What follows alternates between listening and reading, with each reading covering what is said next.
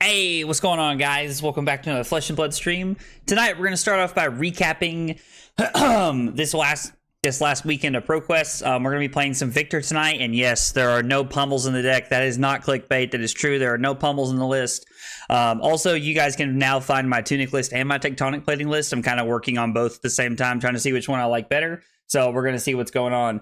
Yo, Dak, what's up, dude? Harrison, Ben, Fort, Silas, Tameshi, and Will. Dude, what's up, everybody? I appreciate you guys coming by and hanging out tonight. Gonna be working on Victor again this week. Trying to secure some a ProQuest win. We haven't got there yet. But we're trying to get there. Yo, Trent, what's up, dude?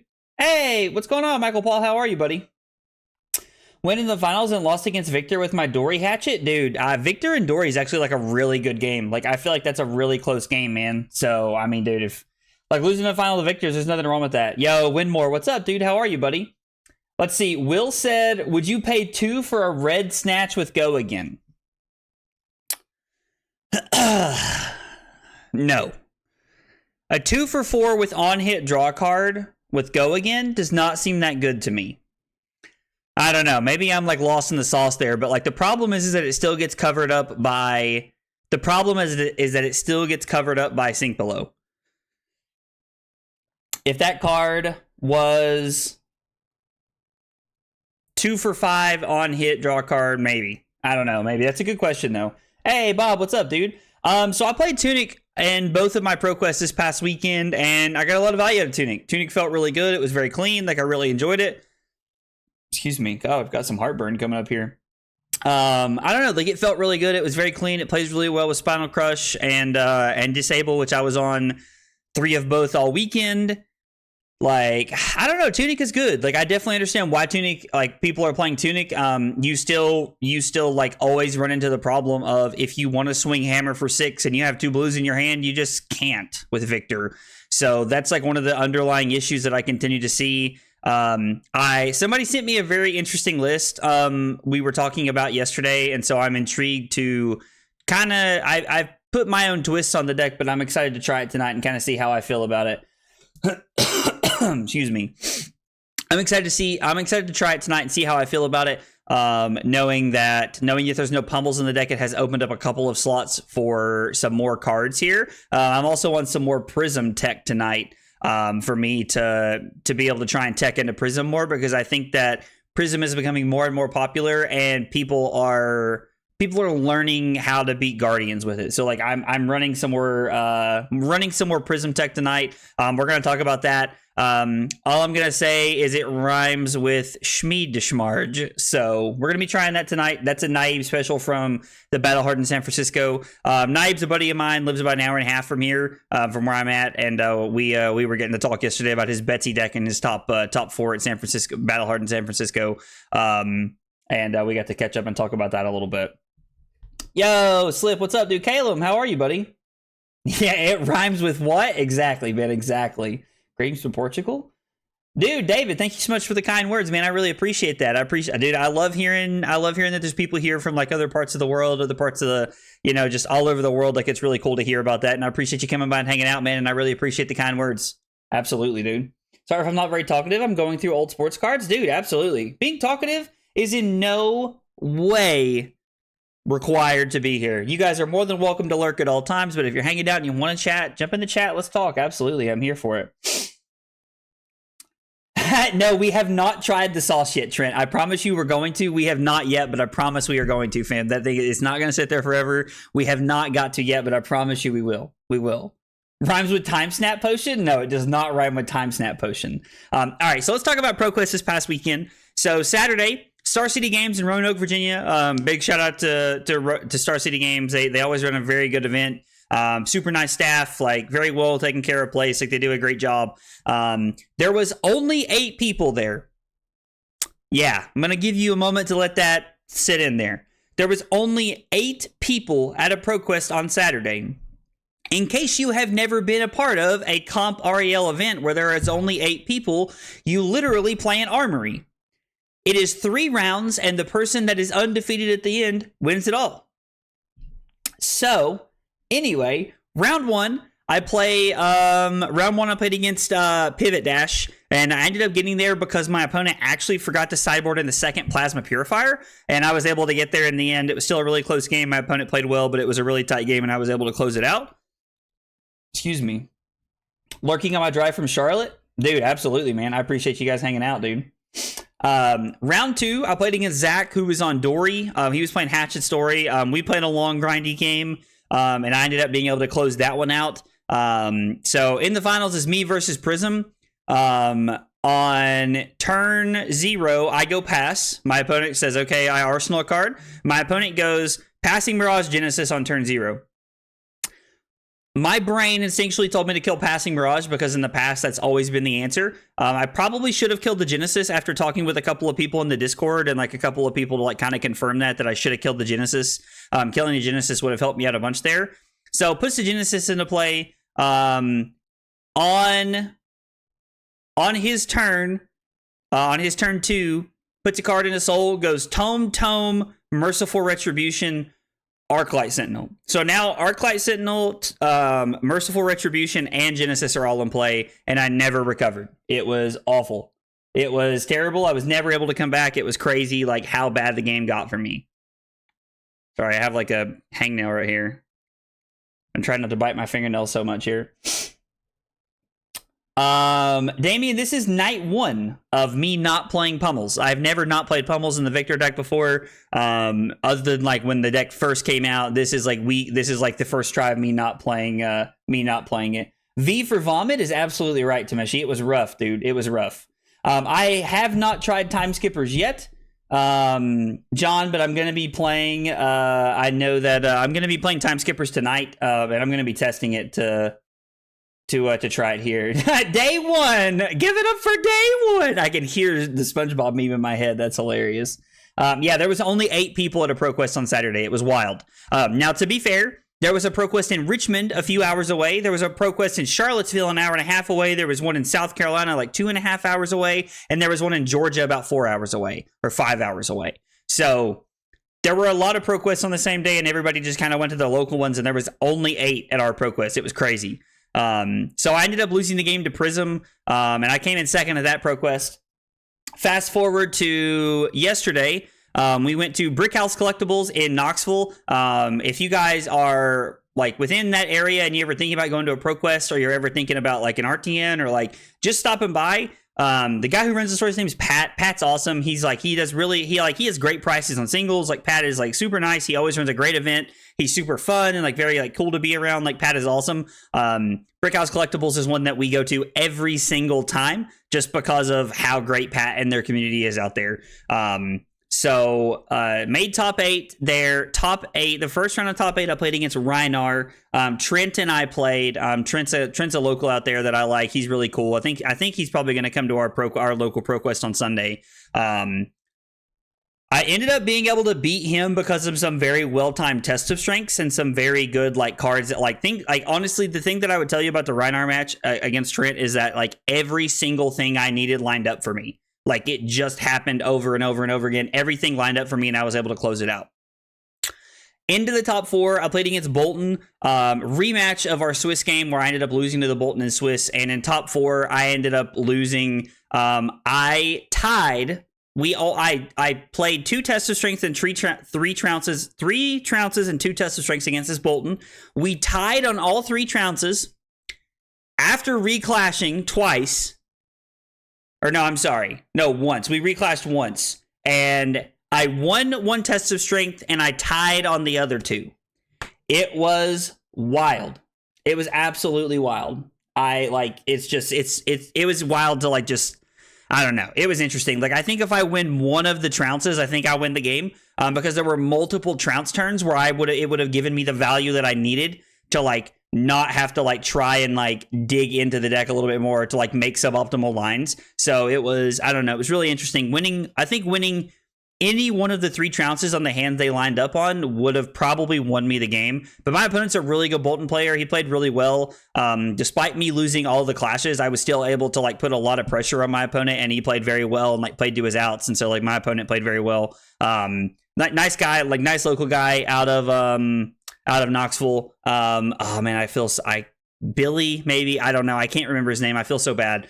He's super nice guy, though. Great guy. And I just wasn't able to close it out. So came in second and came in third through fourth. And then I've got one on Sunday. There is a ProQuest on Saturday for me, but it's like 4.5 hours away. And also there might be like a special stream coming on Saturday. I'm not 100% sure yet, but there might be a special stream with another streamer coming on Saturday. Yes, this Sunday, Zach. If you're talking about the ProQuest at Richards this Sunday, yeah, this Sunday for sure. How have you been liking Tunic? I mean, Damien, I'm gonna be honest, man. Like Tunic has felt really good. Like there's a lot of value in playing Tunic. Knowing that you can just block with like 3 cards if you have like a 3 for 8 or a 4 for 8 in your arsenal and use Tunic to throw it. Like there's a lot of value in that play. Excuse me. If you play Tunic correctly and like you're like looking for your outs throughout the course of the game, like I think Tunic is very good and gives you a lot of value there for sure. Dude, good luck at your ProQuest on Saturday, Calum. Reiner always feels like whoever's deck lines up better for sure. Yeah, it definitely felt that way. I only run straight lag now, but I'm thinking of adding an Aura sideboard. What matchups do you want the Aura sideboard for, Michael Paul? Because I'm going to be honest, man. Like, I don't know that it's necessary. I don't know that it's necessary at all, if I'm being honest. I could be wrong. I don't know a lot about Prism. So tonight for I'll try to be there. Dude, I hope you get to make it, Zach. That'd be awesome, man. I'd love to see you, buddy, if you can make it. So we're going to be playing Reinar. We're going to play against Reinar. Nick is going to be playing with us tonight. He's going to be playing Reinar against us. Let's see if he's in the Discord call. Hey, what's up, brother? What's up? How are you? I'm good. How are you, man? Good. All right, let's get this show on the road. Make a private game in CC. Is this the... Yeah, this is my tech plating list. Let's see. I'm gonna send it to you in the table chat. In the Discord. God, I just saw a Lexi deck list in there. Jesus. Obviously, we use other tables more often. Oh. I don't even think you need to add Iris to Meshi. I'm gonna be honest, man. I don't even think you need to add it. Have a Dash and a Victor deck? Dude, let's go, man. That's awesome. Well, Damien, welcome to Flesh and Blood, man. I hope you fall in love with it the same way I have, man. It's an amazing game. All right, so looking at the list here while we're waiting on Nick, there are some changes here. You'll notice that I am still on Anothos and Titan's Fist, but I'm on Auramegus and I'm on Rampart of the Ram's Head. I think that Rampart is honestly needed for the Dash matchup. Against Reinar, I think we want to go first, just so we can't intimidate our whole hand here. I think we want to go first here, but I have Rampart in the deck because I think Rampart is needed for the Dash matchup. We're still on Balance of Justice and Crown of Providence, and I did add Time Skippers into the list. I think that Time Skippers is kind of like necessary, like going forward into Prism. Then we have some spicy cards that I have added in to the deck. There is a one of, if I can find it, there's a one of Blue Crush the Weak, and that is because it allows me to go up on blues against Prism, and it is also a card that I can throw I can pitch one other card to throw. So it lets me get better use out of Time Skippers. And then the other card that I'm running for Prism is Blue Lead the Charge. I actually got this idea from Naib, and I think that this is a cool concept of a card to be trying to play. So I'm excited to try Blue Lead the Charge tonight. But against Reinar, we're just on our 60 here, and we're going to be... We have given up, since Nick knows we're not playing Pummels, I don't have Pummels in the deck at all, so they're not going to be in this matchup, which is kind of sad in this matchup because I know that Pummels work well in this matchup. I mean,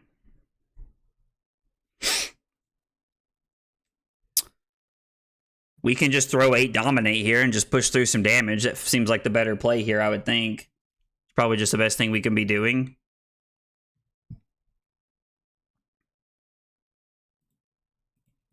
Yeah, we're not making a Surge, but I think this is like the better play we could make here. It just pushes through damage on turn 0.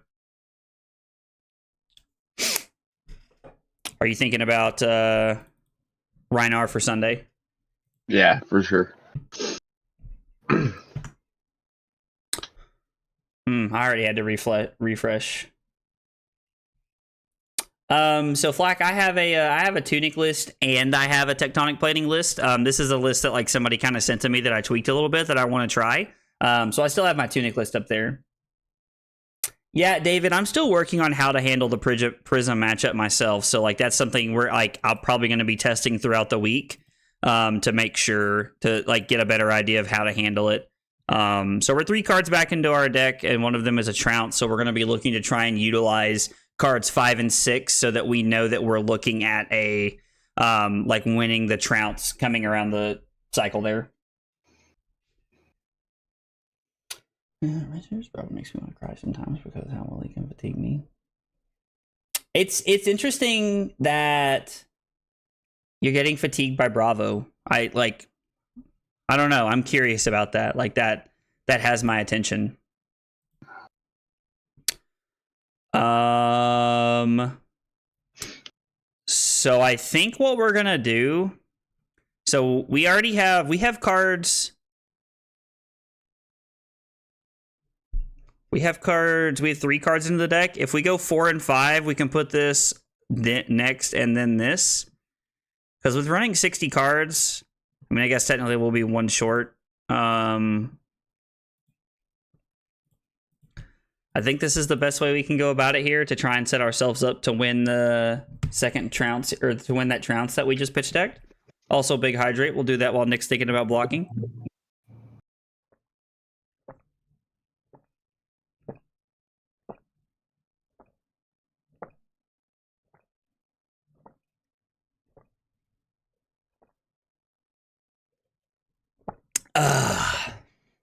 Whoa. Yeah, I don't think Dawnblade Dory is the pick right now. I'm gonna be honest with you, man. 4-5, so we got 5 cards pitch deck back into our deck.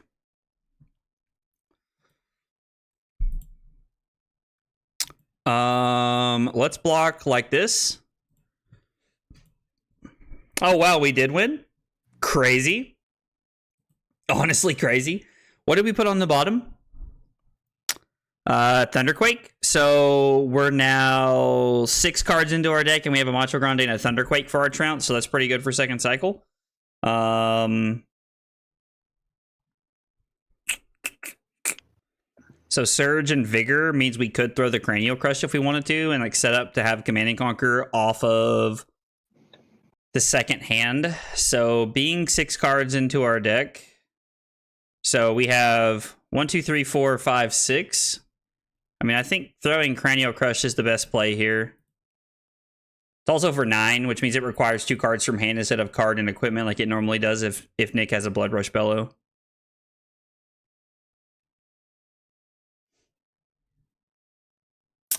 I have not played against Iris Prism, but if I do, I'm just going to cry myself to sleep. I don't think you could beat Iris Prism with 3 lead to charges, fam. I'm going to be honest. Like, I don't know if that's doable.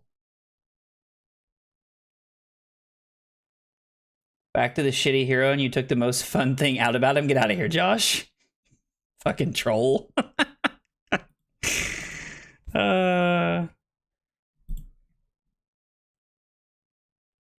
Okay.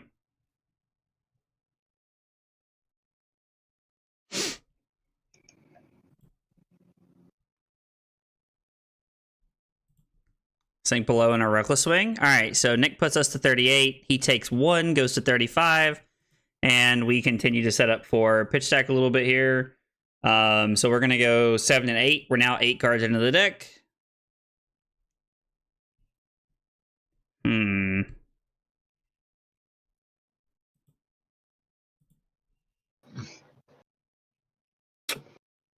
Block here. Just throw this card right here. And it's just the best play we're going to be making here.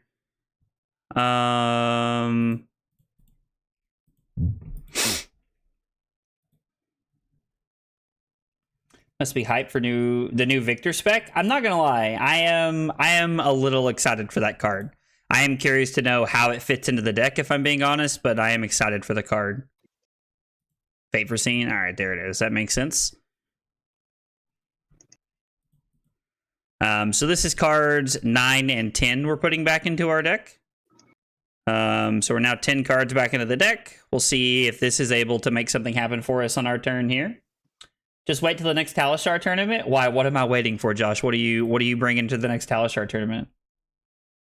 How many Balance of Justice are you going to equip per game?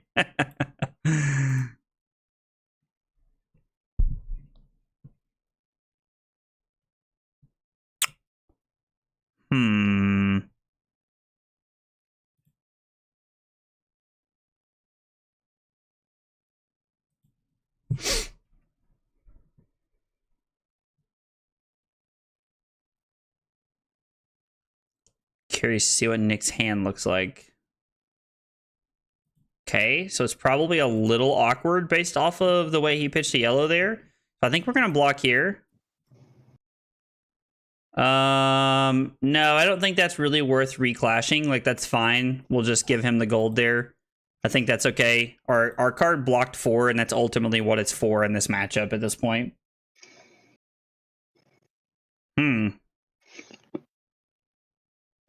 Well, that's pretty good.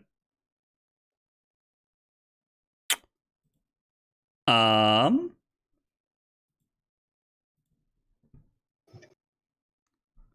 we're going to give up this because it's the best thing to do here. And then we'll go down to 30.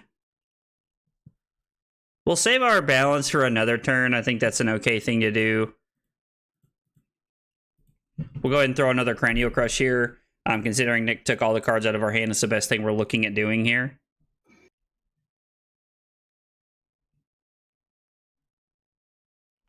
Looks like late game could be a double. I mean, I think that card has a lot of potential, John. I do agree. Like, I agree that card has a lot of potential. I just don't know how it's going to fit into the deck. I think if you are going to play the new spec, you have to be on Tunic. I don't think there's another option.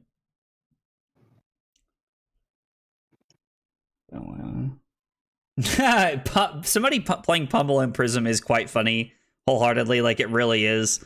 I do 100% agree with you on that, man. This is cards 11 and 12 back into our deck. So we're looking at Trounce into Command and Conquer for back-to-back hands.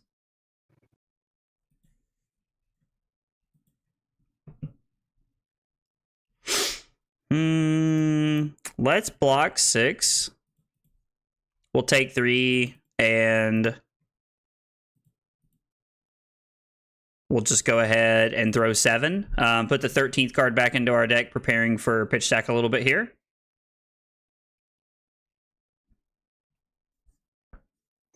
We are down 6 points, so we need to find a way to try and get tempo back into our favor against Nick here, but he has given up a block on Scabs and a block on Apex already, and we have given up 0 equipment to this point, so I mean, technically we are ahead, like, life lead-wise, but we just have to make sure that we continue to play smart and wait for our opening here.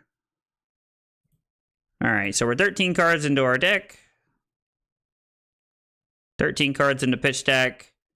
Trounce is going to be the first card we're going to see of pitch stack, so we'll definitely know when we get back around to it.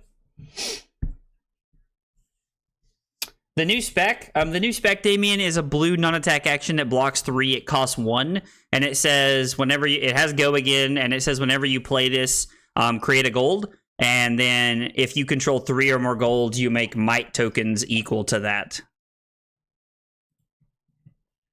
We're gonna block. Yeah, we'll just block 3. I think this is an okay turn for us. We leaked the damage, and Nick did not, and then we're gonna throw 8 at him.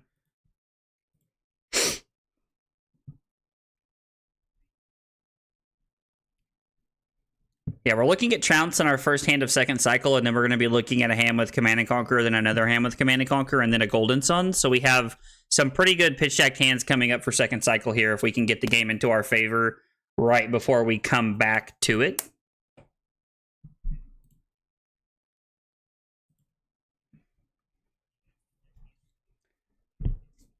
At chat, odds of opponent also wearing a headband. Bro, Nick, are you wearing a headband?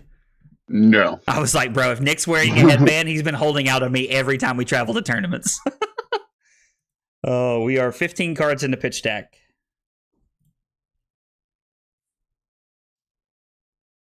Tunic. Be curious to know what this is. Ooh, interesting. Looking to destroy my gold. That's a spicy one there, Nick.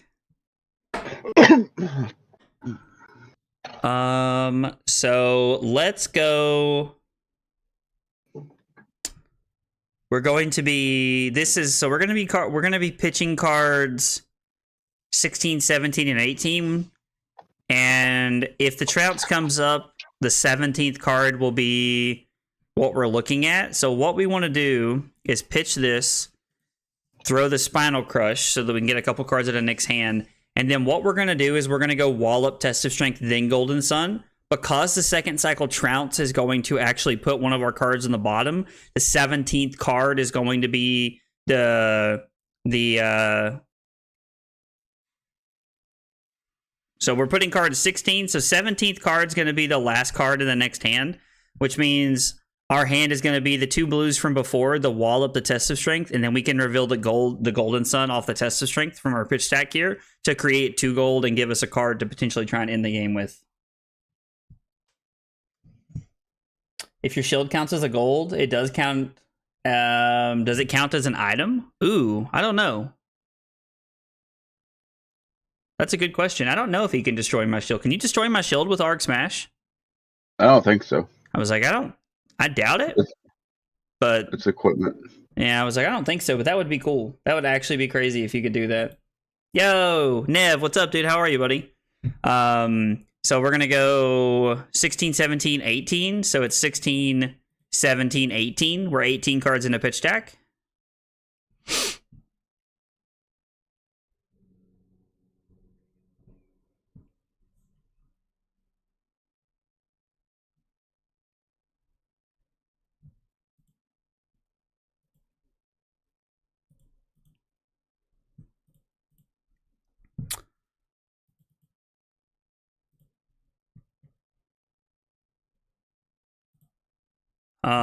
And then, I mean, I guess we can just throw this since we have it available to us.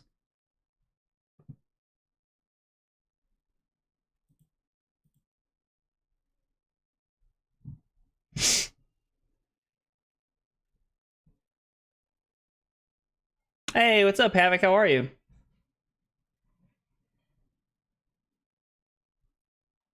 Would have been sick if he could have destroyed my shield. Yeah, that would have been pretty cool if he could have done that. Yeah, I was like, it doesn't have the item text on it anywhere. And like the actual gold piece, you can see at the bottom, it says generic token item at the very bottom of the token. And like on Aura Magus, we don't have that. So I don't think he can destroy that.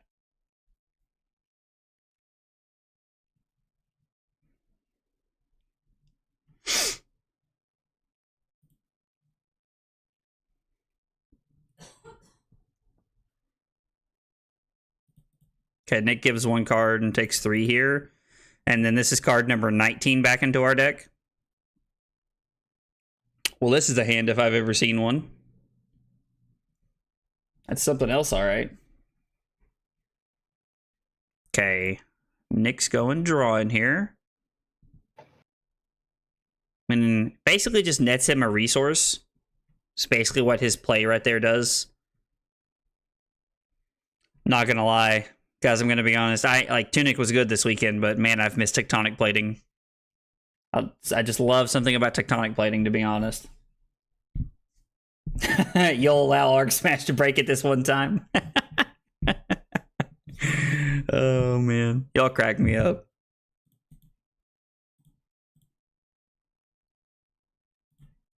Thanks for hanging out tonight, guys. Appreciate you guys being here. Trying to test for Trying to test for ProQuest just a little bit. Okay. Well, this is one of those situations that I feel like is extremely less than ideal because Nick took the 2 cards I wanted to block with. But this kind of stuff does happen. So I think what we're going to do is I'm actually going to block like this. I'm going to give the shield now so that we can actually go ahead and plan to reclash if we need to. And then our hand still works out in a decent fashion. So we're going to go to 25 this way. And then off the back of the yellow and the blue back to back, we're going to put this in. This is going to be card number 20 back into our deck. So we're ever inching closer to second cycle here. Dude, Havoc, I'm all about some tech plating, man. I love tech plating. Like, even if it's probably wrong to be on tech plating, I love tech plating. Thought you fixed me? Dude, Robert, you could never fix me, man. I've been this way my whole life. Dude, Christian, it is. It really is. Like, tech plating is just so satisfying to play. Like, I don't know. Like, I don't know. Like, I like having the 3 extra block on the equipment. Like, I feel like, I don't know. Like, I really like it.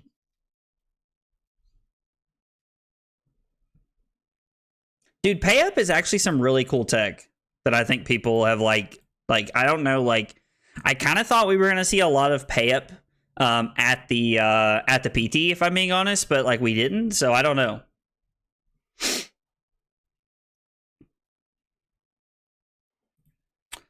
Yeah, I mean we're just gonna give 2 cards here. Like that's absolutely fine with me. We just want to keep our life up here at this point in time. I am going to swing the hammer and arsenal our last card here. This is a good one to arsenal. Gives us some good variety next turn for what we're looking for. The Thunk is our 21st card going back into the deck for pitch stack. So we're gonna see if I counted correctly all the way through. Because if I missed by 1 card, then I could be in a situation where the rouse that I pitched after the Golden Sun for the 5th pitch stack hand could be pretty bad for us. Respite, all right. Interesting. Was not ready for that. So with 21 cards in the deck.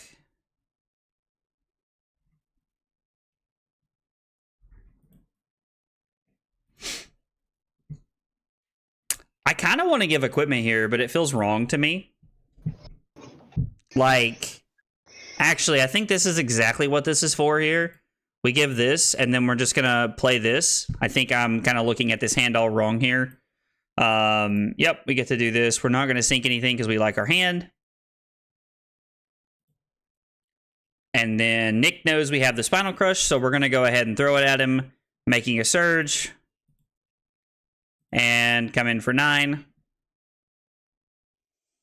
A Victor into Bravo outside of the scaling the opponent to death. Bravo feels like he just gives... So Maximilian, I'm curious, like, what do you like? Why do you feel like you're struggling into Bravo? I'm definitely not saying that like it's an easy matchup, but like, I think that Victor outvalues Bravo like almost at every turn cycle. So I'm curious to know why you feel like you're struggling into it. So let's see. This is 22 and 23 cards back into the deck, and we have a pretty good card here. All right, no Pummel since he doesn't have the blue to represent it here. So this is for 7. I think this is... The question is it Chokeslam or E-Strike that we're going to block with here? It's just E-Strike, right? That's just better because then we can throw this. Yeah, no, that's just definitely better. Was not thinking far enough ahead right there. So 23 cards into the deck, and we draw another card. I like to see that. I actually really like to see that. Because it lets us make another surge, and then we get to throw this here, which is a lot of value for us. Yeah, winning the test of strength there is very big for us. But I want to say I appreciate you keeping count. It's helping me pay attention to how important pitch stacking is for second cycle decks. Dude, absolutely, Mello. Happy to, man. That's why I try to do it out loud. Like, it's how I've learned to do it. And I think it's like very beneficial for other people to see that like pitch stacking isn't some kind of like crazy elusive thing that you just have to be willing to dedicate yourself to do it. There's also like an entire world of people who think pitch stacking is like not real and that nobody really does it. And I'm doing my best to like really try to teach myself how to do it on a very fundamental level with a deck like Victor that I know with like inside and out so that I can keep up with it and understand very well what's going on. It's not always easy, but that's what I try to be doing. Reinforce the line? Man, you're on a spicy Rhinar list, brother. Is hold the line like a concession to like Katsu and stuff like that? Yeah. Kind of figured, yeah, it makes sense. So we're gonna go red then blue. This is gonna be cards. We just put our 25th 25 cards back into the deck. Let's see. We're now 25 cards back into the deck there, based off what we just drew. I think this is like a very just like clear use of what we want to be blocking with here. Yeah, Brad, we're trying something tonight, man. We're trying something tonight. Kind of like Sledge and other Guardians. I mean, Max, I think a lot of people were playing Sledge for a long time and like they just kind of stepped away from it. I don't think it's wrong though by any means. So I won the first one and then lost the second one. So we have now went 26 cards into our deck, which means I am technically going to be one card off on my pitch stack, which is kind of defeating, but that's okay. We're gonna go ahead and do it this way and just take 2. So we're 26 cards into our deck, which means we're gonna have 1 unknown card, a Trounce, and 2 blues. Should be our next hand. We are gonna crack the gold to come in for 10 overpower here. Being able to play one of these during first cycle is like a big win for us here. We're going to see if we set all this up correctly. I do like what Robert said there, that like the biggest mistake is that a lot of people use like armor on things they don't need to use armor on. And I do like, I think that's a very good thing to point out, not only for like, not just for the Guardian Mirror, but for like matchups in general. I think a lot of people like give a lot of equipment like earlier than they should. Now, I have also been known to give equipment way too late, and it cost me games. So there's both sides of that coin, in my opinion. Okay. Oh, you gotta let the Tunic resolve, brother. One big benefit of playing in person versus playing online, you have to like wait for all the triggers to go through. So Nick essentially takes 2 there and falls down to 16, and then we have the 1 unknown card, Trounce, and our 2 blues. And then cards 5, 6. So this is 1, 2, and 3, which means we're looking at 4, 5, 6, 7. I think we're gonna have 3 blues and a Command and Conquer coming up is what we're looking at. Or no, I'm sorry. We have Macho Grande, Thunderquake into Command and Conquer and another blue on top. So we're like almost guaranteed to win this Trounce here. Yep. And, oh no, it was a Crush the Week. I missed a Crush the Week in there somewhere. Okay, so I did miss 1 card, but we still do have the Macho Grande here, which is pretty solid. And I think we're just going to throw this here for 9 Dominate and try to push some damage, I think is what we want to be doing here. We don't really have the ability to make a new Surge, but we don't need one. Yep, so we have 9 Dominate here.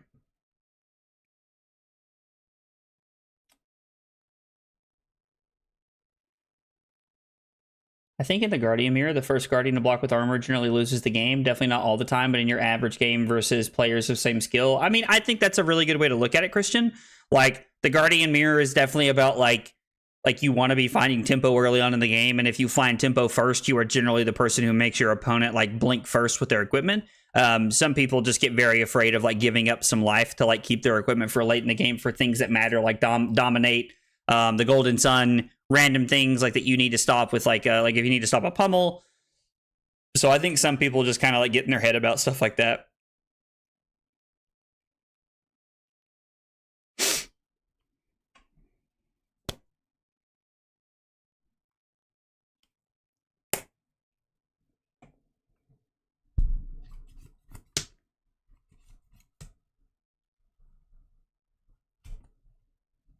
Nick, you there, brother?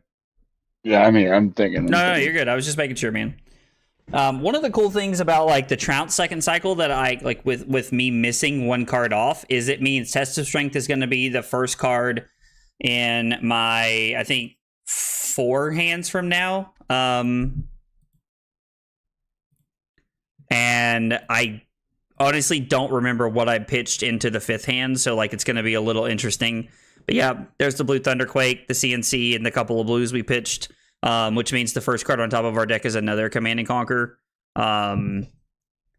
I know normally I wouldn't be talking about this stuff out loud with my opponent like sitting across from me like while I'm talking to them, but like I think that Nick and I have played enough games to where like I think like I feel comfortable like just like talking and like kind of just being out loud about with what's going on against Nick, so that we can like, you know, I'm able to like communicate with you guys like what I'm thinking, and I'm able to play the game against Nick. We are up 13 points and Nick's out of equipment, which I think is like put us in a very good spot. It's also worth noting that we are up, we're currently up 4 cards if you count total cards that we have access to. Or no, I'm sorry, we're tied total cards we have access, or we're up 3. So there's a barraging beatdown on this, so I think we're just gonna block 2 cards and do this.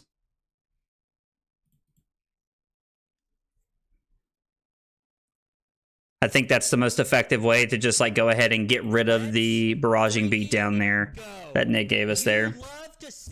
Yo, the Cacomb. I hope I'm saying that right. Thank you for the follow. I appreciate it. Thanks for hanging out here and being here on Twitch tonight. Appreciate you guys chilling with us.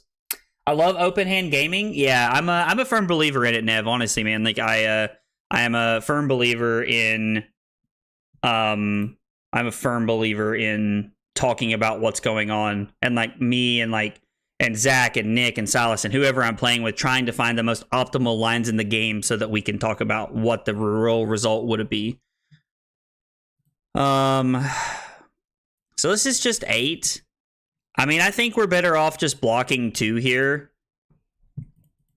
We can just take 6. Considering we have a good play in our hand here, I don't think there's a reason to crack the balance to try to go for a different line here. We're just going to do this. We're going to make a surge and throw this. And then this way, next turn, we give ourselves the option of being able to pitch a blue and a red to throw our arsenal card. Or we can like keep a blue and the Command and Conquer that's coming up on top of our deck here. We also have another Golden Sun here, which I think I have a like higher priority to throw that because like Golden Sun's like close the game out from here.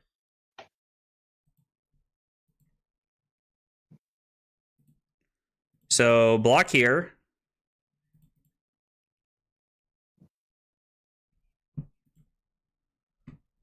Surge pops. We're going to create a new surge. And we're going to come in for 10, destroying the gold. And then we have one more hand. We have 4 cards coming, and then we have another Golden Sun, the hand after that.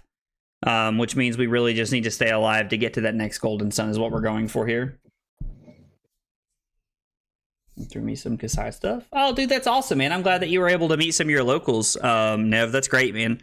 Like, community's great, game's great, dude. Like, I meet few people that ever say anything about bad experiences. Like, the game, the community are awesome, bro. Flesh and Blood's amazing.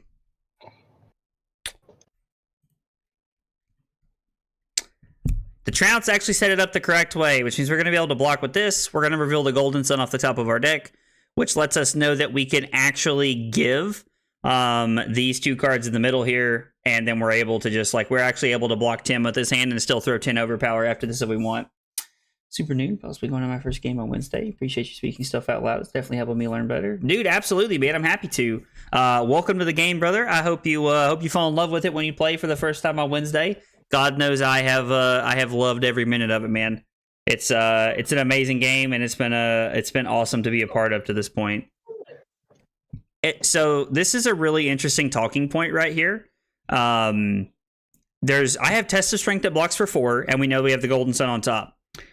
I also have 2 cards that block for 3. It is intuitive to think that I should just throw the Wallop in front of this, but because Nick's hero intimidates and actually takes cards from my hand, I think it's better for me to give the Test of Strength to know that I can get the value that I want out of this, and I can set it up this way, and that way I know I have the Golden Sun in my hand, so that I'm actually like ready to just go ahead and throw this at him next turn. And that way, if Nick intimidates the blue disable that I want to keep the pitch, I can still block 6 with 2 of my other cards, and then I can still pitch one of my blues that I have left over to throw the Golden Sun.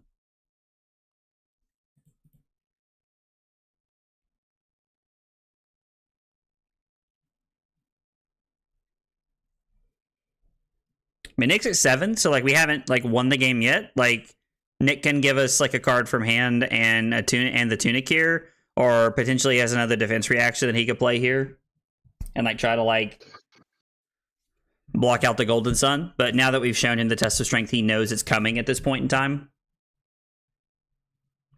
We also have a ton of equipment left to use that we can like literally just like wait to use whenever we have a hand that like tries to end the game, and just give up a bunch of equipment.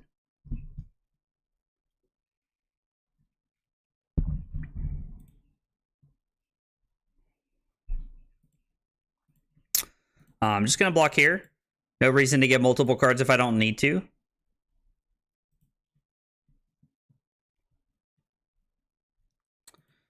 Surge pops. We're going to create another surge. And then we're going to throw the Golden Sun for 10 overpower.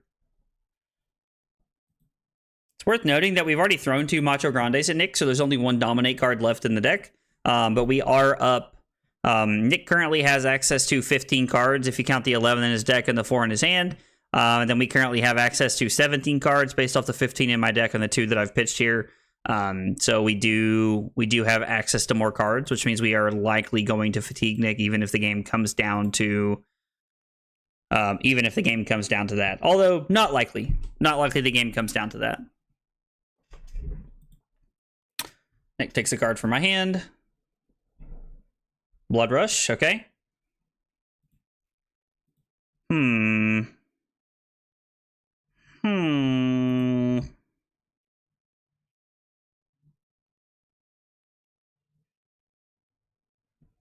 I mean, you're right, John. His headpiece generally doesn't do much against me, but I would definitely tell you that I think Rhinar is favored in this matchup personally.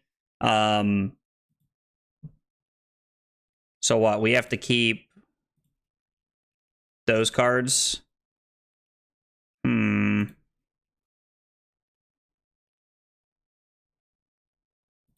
mean, I guess I don't really have to keep those cards. But I normally live in a world where I think Rhinar's favored in this matchup because of his ability. This has been one of those games where like things have like really lined up for me in a very positive way. I think we're just gonna go ahead and give this card. We can take 2. There's no reason to give Civic Steps here. Nick is not going to. Nick is not in a. We're not in a position to like make him use it. We could have given it to him last turn, but it wouldn't, or on the first attack, but it actually wouldn't have turned off the. It wouldn't have turned off the barraging beatdown, which we did want to kill. Hey, Dodge, what's up, dude? Yeah, no, man, I could have kept my hand there and given a lot of equipment to keep the Rouse to just like go for lethal there 100%. And that is like, I think at the end of the day, ultimately the correct play. But in a game where I know I can fatigue my opponent because they have, my opponent has no, my opponent has like I'm just like, I'm ahead on cards. I'm throwing more, like I'm up 12 life. Like I think I'm in a position where I want to keep my hand here. I wanted to like keep, this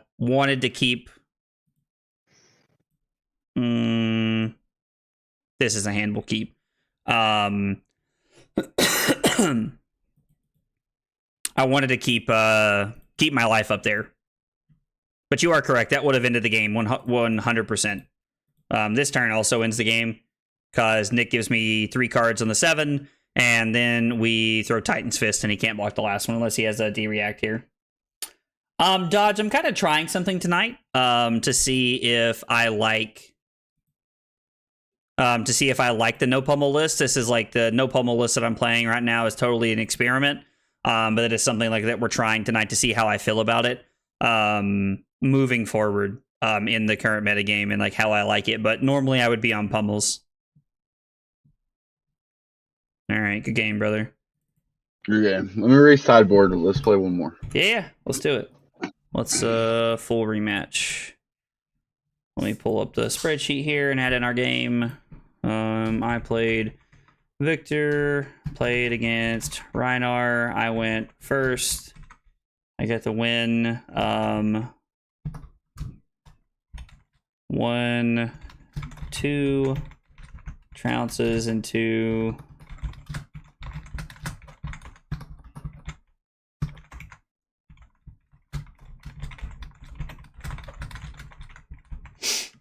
all right.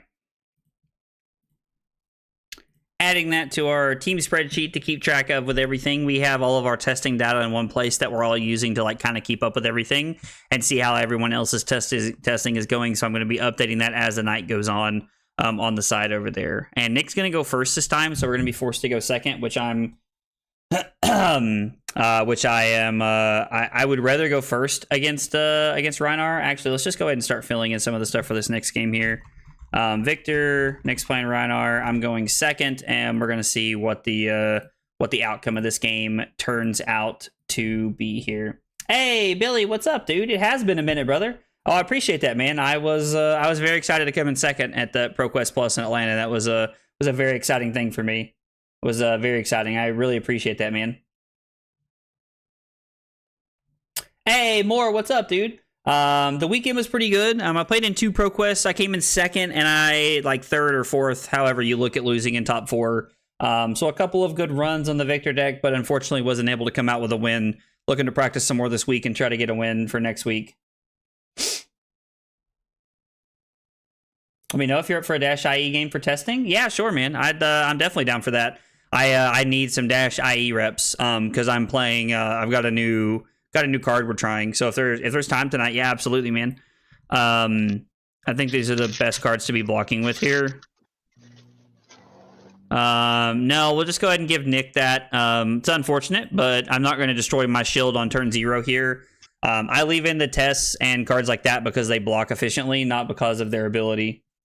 I did see that Nathan won on Riptide. That was crazy. I actually did see that. That was nuts, fam. What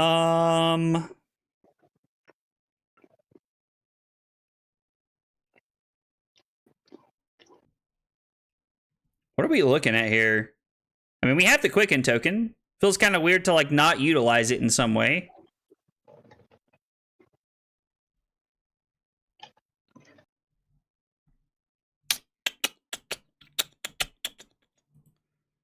I think let's just start by swinging 4. Like, I don't know. It's just 4 going. I'm going to get to throw, so we might as well here. Are you actually playing that tomorrow, Robert? Do you get it? Oh, so John, if you win a ProQuest, winning a ProQuest is like if you ever played Magic, it's like a PTQ, a Pro Tour qualifier. You win a ProQuest, you win a gold foil, unless there is an otherwise split of prizes, and you are invited to the next Pro Tour to play in. Oh God, excuse me. Dinner's coming back up with a vengeance here. But it is like winning a ProQuest like lets you go play at the next Pro Tour, which is in July in Amsterdam. And Carly and I have already decided that if I win one, we are going. That's going to be like a family vacation that Carly and I are going to take if I end up qualifying for Amsterdam. So I'm pretty excited. If I do get there. I've also never qualified for a top or for a Pro Tour. So that's like one of the big accomplishments I'm pushing and like trying to like really strive for. That's why you guys hear me like talking, like working so hard on like pitch stacking and like all of the things, like all the reps, like all the games, like all of the testing is like in a lot of ways become very serious for ProQuest season because I'm really trying to achieve that goal of playing at the PT. It's like at the top of my list. Oh, wow. Dude. I mean, Riptide just out there crazy. Drew, are you gonna make it to the Blue Post on Sunday by any chance, man? I know Out of the Box is that day, so it's a lot closer for you, but I'm just curious. So we're gonna go like this, I think. We're 3 cards into pitch stack and they're just mediocre blues, so nothing too exciting there. This is not good to pitch stack together. But I do think we're going to take 3 here to just be able to play one of these. I do think there's a lot of value in this. Yeah, we're gonna take 3 here. I think that's okay as far as we're concerned here. So we're 3 cards in the pitch deck. We're gonna reveal 14 here and come in for 7 go again. And by revealing that we have the Thunderquake and the Buckling Blow, they're both blue. I was like, the Flesh Bag gets minimal advantage here. Just kind of forces us to decide which card we're going to arsenal here, but that's okay. Yes, you love to see it. We get to arsenal the good card here. And then we get to swing the hammer after this. So back-to-back turns we go again has been pretty cool, actually. Like to see that. Oh, that's right. It's your girlfriend's birthday. I completely forgot. You already told me that. I'm sorry, Drew. I didn't mean to ask you a redundant question, brother. So let's see. We're going to go Buckling Blow. We cannot heave, unfortunately. We're going to go Buckling Blow, then Rouse, because even if we put Rouse in the first 4 cards, we can't play it for second cycle. So we're now 5 cards in the pitch deck. And we've managed to buy an 8-point life lead so far. Okay. Actually throwing the Agile Wind up at me? No.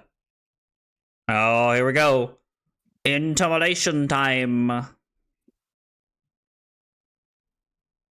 Oh no, Nick's like taking my whole hand here. Ironically, he did intimidate the 3 cards that like I really wasn't happy about blocking with, so we're gonna block with the 1 card we wanted to anyway, but Nick is gonna get to push a lot of damage here. Because we have no way to turn off the +3, but even if we did, it's still 12. So we'll go ahead and block 5 and just take 10. I think we still have a pretty good play here, so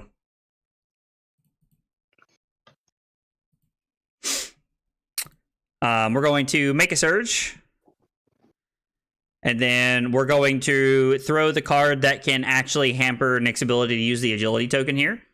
And forcing either 2 cards from his hand or a card in Apex and Scabs here. Throwing 9. Also pitching 2 cards that go really well together for second cycle with the Rouse the Ancients here, which is kind of cool. So that was a pretty good turn from Nick. That was a pretty good turn.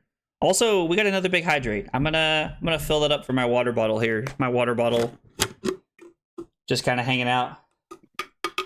Not getting its value tonight, so let's I bought this at the $5 store. This is like my favorite investment I've probably made in the last, like, I don't know, in a while. Carly makes fun of me. I enjoy the $5 store quite a bit. Have a sip there, and then we got a big hydrate here coming up after this. And then after this, I'll have to take a small break to get some more water because my water bottle's empty now. All right. Big hydrate while Nick's deciding how he wants to block here.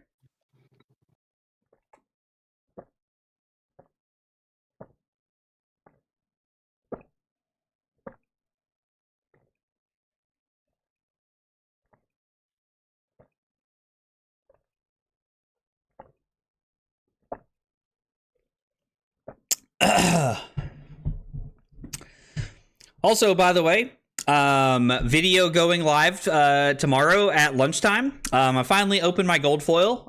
Nick knows what it is. Nick, do not say what it is, please, since I made a video about it. Oh, excuse me. God. This is card 6 and 7 back into the deck. But I finally got around to putting that together. So I'm excited that's gonna get to go live tomorrow. You guys can see the gold foil I got from ProQuest Plus in Atlanta. You know that crushed, right? Oh no, my bad. No, you're good. You can do you want to block differently? No. You're okay. Good. I was thinking. How much did Watt cost, Robert? Yeah, dude, honestly, I should have a water filter near me. That would be very cool.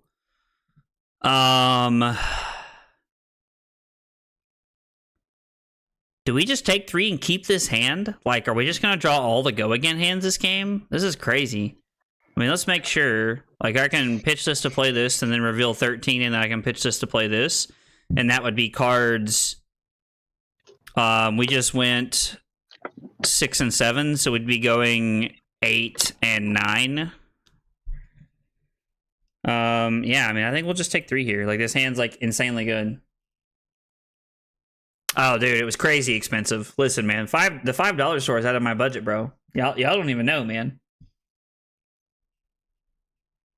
I think a lot of people get scared and like try to like stop, try to like use their armor to stop value like that, like they do. Like I think that happens to a lot of people. It's really a learned skill of playing the game to like recognize that you need to have the patience to wait and use your armor. Because like now after like another turn cycle, like Nick and I are now tied on life, but I'm up on almost all of my equipment and Nick only has Bonebreaker and Tunic left to block with. So like, and again, like, I mean, Nick used his equipment very effectively in my opinion. Like he tried to stop my like go again turn with his flesh bag, but like I just like it's just I'm like I feel like I'm in a pretty good spot right now. And Robert, don't you be knocking the $5 store, bro. The $5 store is epic, fam. I'm all about the $5 store. Y'all don't even know. $5 store is where it's at, bro.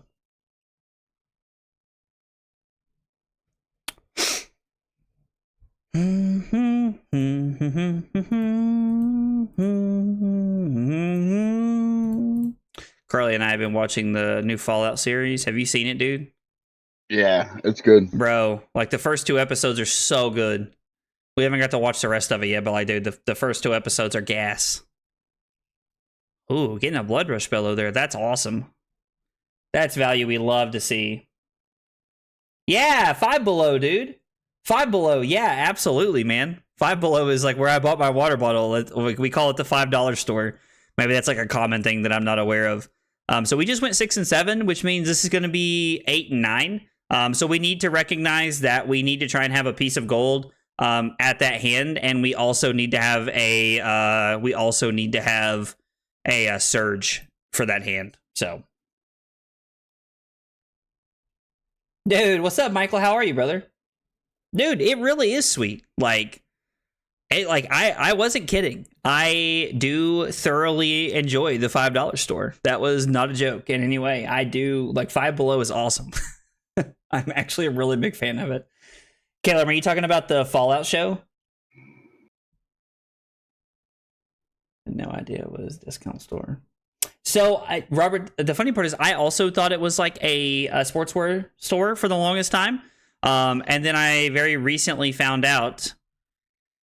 So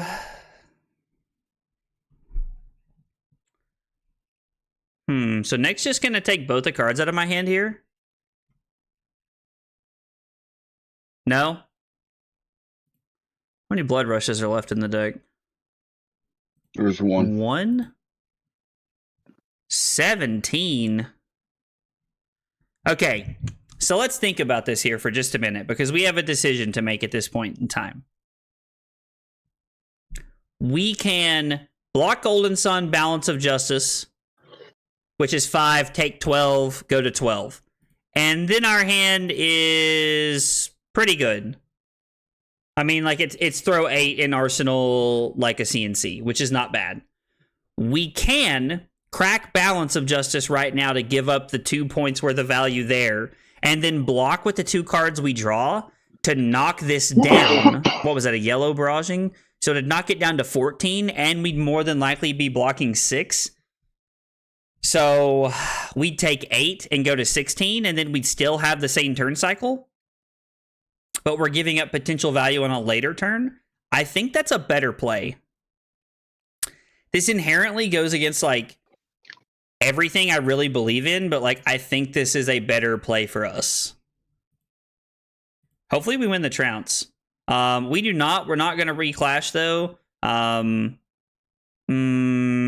we? We can break the shield to reclash here and potentially try to, like, get some value here.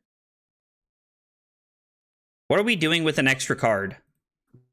Like, nothing, really. So, like, I think it's fine to just, like, let that happen.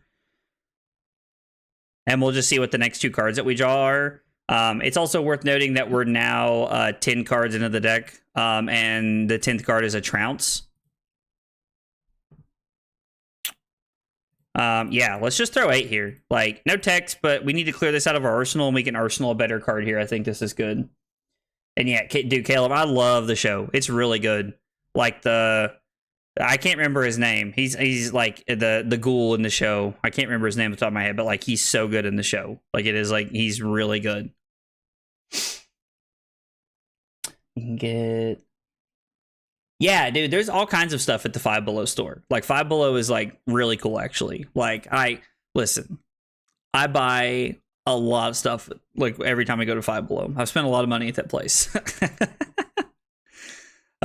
So we just went card number 10. This is going to be cards 11 and 12. So we're 12 cards in. We would have won the Trounce and drew the Cranial Crush. Had we broken the shield, we would have won. The Disable would have beat the Hold the Line, and then the Cranial Crush would have beat his Beast Within on top of his deck. But I think this was pretty okay too. So I think if we block both the Disables, we could make a Surge and throw Command and Conquer, and then Arsenal the Chokeslam, which gives us like a good 2-card 8 on the following turn. I don't really want to take damage here. Nick could still have a very explosive turn where he takes like 3 cards out of our hand, so I think that we're better off to just like block 6 here. Now there is always like also the there's always like the realization that we're throwing Command and Conquer for like as a 2-card 6, which is like not great. But I think that maximizing life and card and hand efficiency here over the value of Command and Conquer is better. It's like not an easy decision to make, but I do think this is a better line for us and setting up our ability to be able to block with 3 cards next turn if we want to and still throw 8 if we'd like. Dude, I feel like everybody loves Five Below, fam. Like it's just like it's got something for everyone for so cheap. Like I feel like it's like what the dollar store used to be. The gold foil? So I was actually just talking about that. I opened it. Carly and I opened it. Video's going live tomorrow at lunchtime, 12 p.m. Eastern time for anybody in different time zones. We finally opened it. And I have sworn Nick to secrecy since he's on the stream. But we're the video goes live tomorrow of Carly and I opening it. Not gonna give anything away. You guys are gonna have to check it out. It is pretty cool to own 2 gold foils. If you could stop throwing that stupid freaking Alpha Rampage at me, bro, that'd be great. Oh, can you not? No, I'm missing. Missing. Oh, if you had Tunic, you could, couldn't you? Yeah. I thought it was up.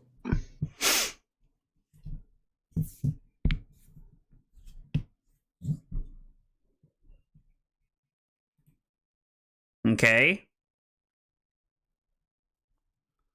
And then I mean, if we just block with 2 cards, like we get to take the value of the Raging Beatdown away, which is really nice.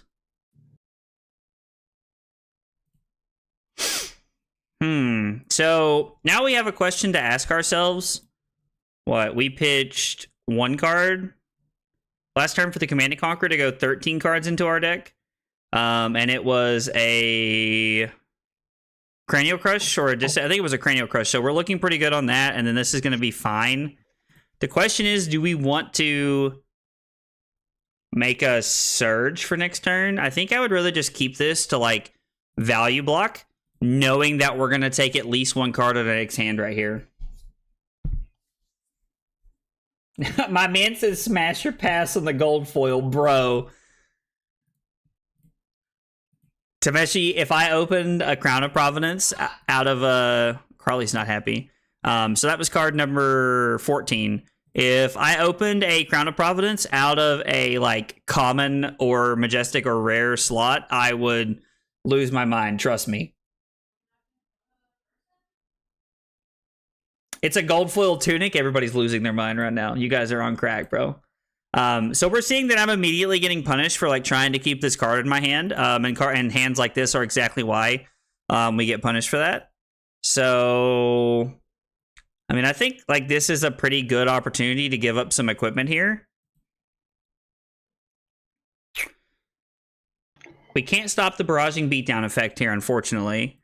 I mean, we could just take 10 and go to 6, but we haven't seen a single reckless swing, which means technically we don't have any life to give up. I think this is a good opportunity to just take 6 and go to 10, and then try to set up here. I guess there's not really much setting up to do. So we're going to make the more poised decision that I should have made last turn. We're going to pitch this to Tectonic Plating. Not that it would matter for this hand. And then we'll throw Boulder Drop here. Technically forces one card out of Nick's hand one way or another, based off of how his equipment lines up, unless he wants to give us the Tunic here as well. Drew Trent was not able to go to a PQ with me, sadly. I was very disappointed. I was hoping he would be able to get in. But we did get to grab dinner on Friday night. It was really cool. It was really exciting to get to meet Trent. Trent was like just as cool in person to like get to meet. It was really fun. Michael said, "Is that my brute brother?" Cards 15 and 16 here. So we're gonna make sure. Okay, Nick. All right. Well, it's only 2 cards this time around.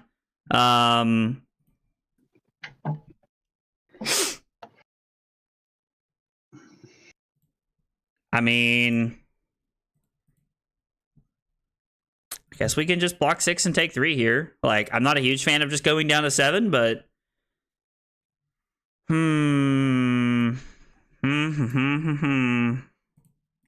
let's swing the hammer.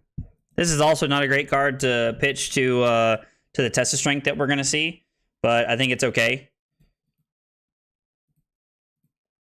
Like, not great, but it's okay. This is card number 17. Yep, this card number 17 into pitch deck. Was kind of meh on the happiness meter. Bro, dude, you all wouldn't know if it was a good one or not. I would never give you all the satisfaction of letting you know what I opened. I'm going to make you all learn that every step of the way. Okay, so we're giving our last 2 cards that we get to keep here. Pretty much.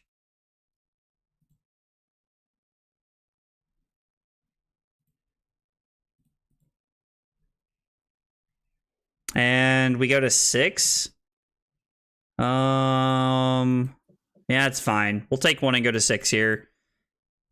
This is what the end of the game looks like when like Nick is like really just able to like creep back into the game here. I would love to be able to throw this, but I think we're going to have to make a surge and then throw this. Unfortunately, we're not able to throw the red chokeslam or the card in our arsenal, which is awkward for us because Nick can just go to 2 and keep a good hand here if he has it. It was not a legendary. It was not even possible for it to be a legendary. But no, it was not a legendary.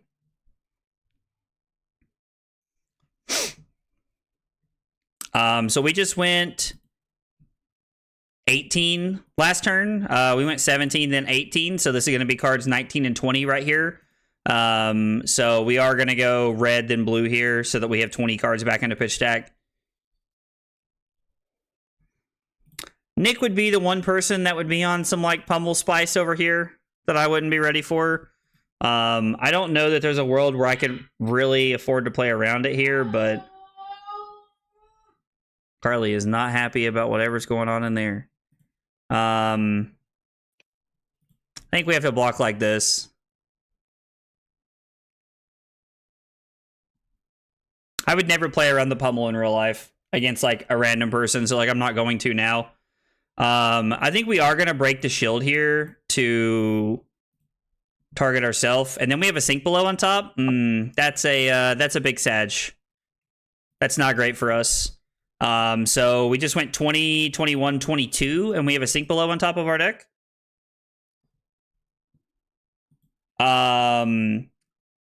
This is better than throwing the strike. 100% here.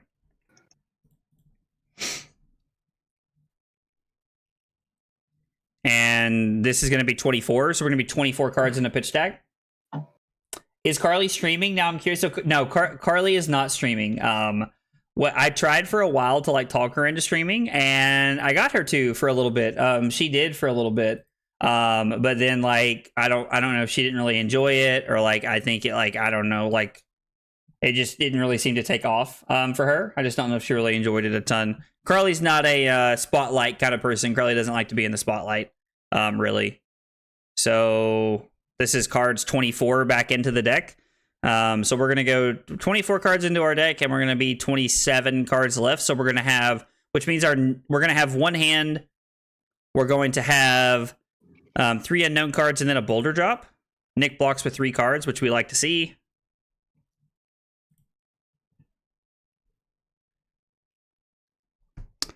The 3 unknown cards are kind of what gets me here.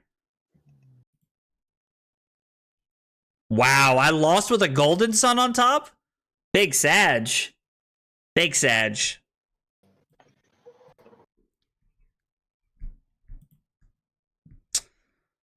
So we have a couple of options here. We know that Nick has an Alpha Rampage on top.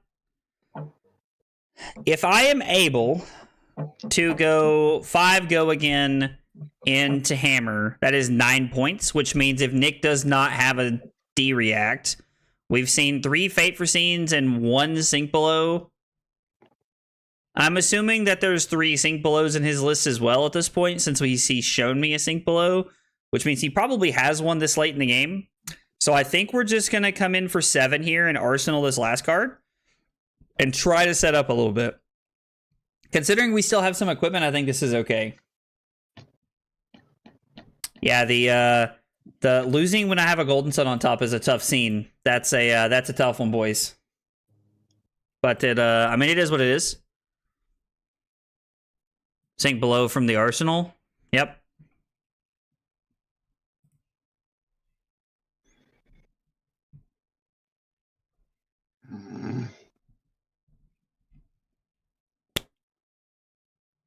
I'm assuming since Nick's thinking at this point that he's debating playing the other Sink Below from hand. Since he put a card on the bottom, he might have drawn into it. Yeah, I drew into it. Yeah. I got punished.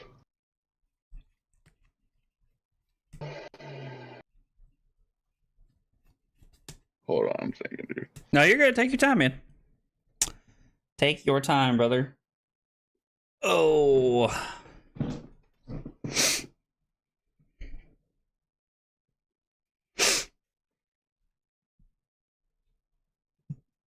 So Golden Sun, 2 unknown cards, and a boulder drop, huh?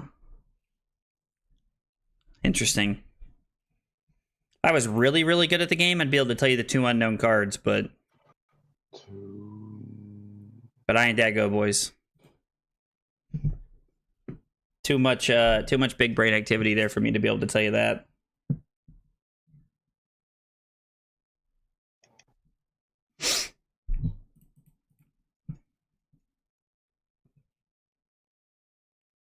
Hey, Saf, how are you?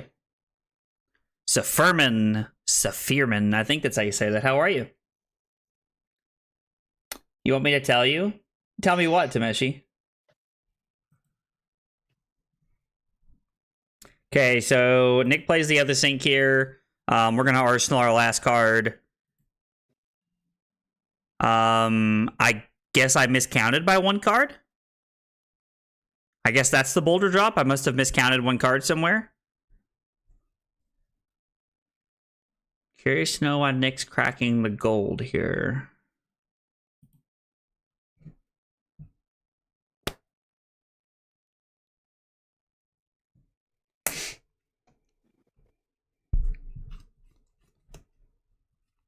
This is a spot where like having a piece of gold would like probably allow us to end the game. Probably.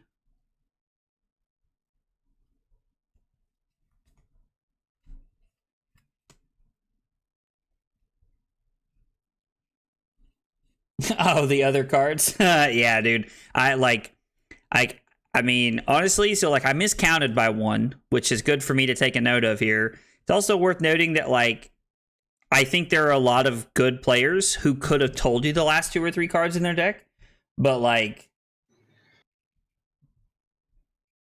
it's just not me. Like I'm just not that good. Okay.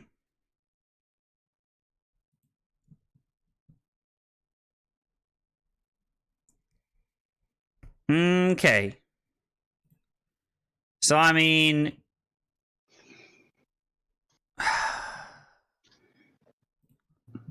There's what? 2...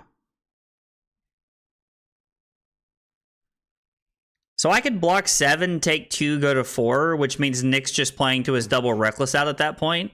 The fact that he had to discard his remembrance there is very good for me. I do not think that going to 4 is the correct decision. So what I could do is give a card. I could give the red. I think we're gonna give. The red disable here regardless.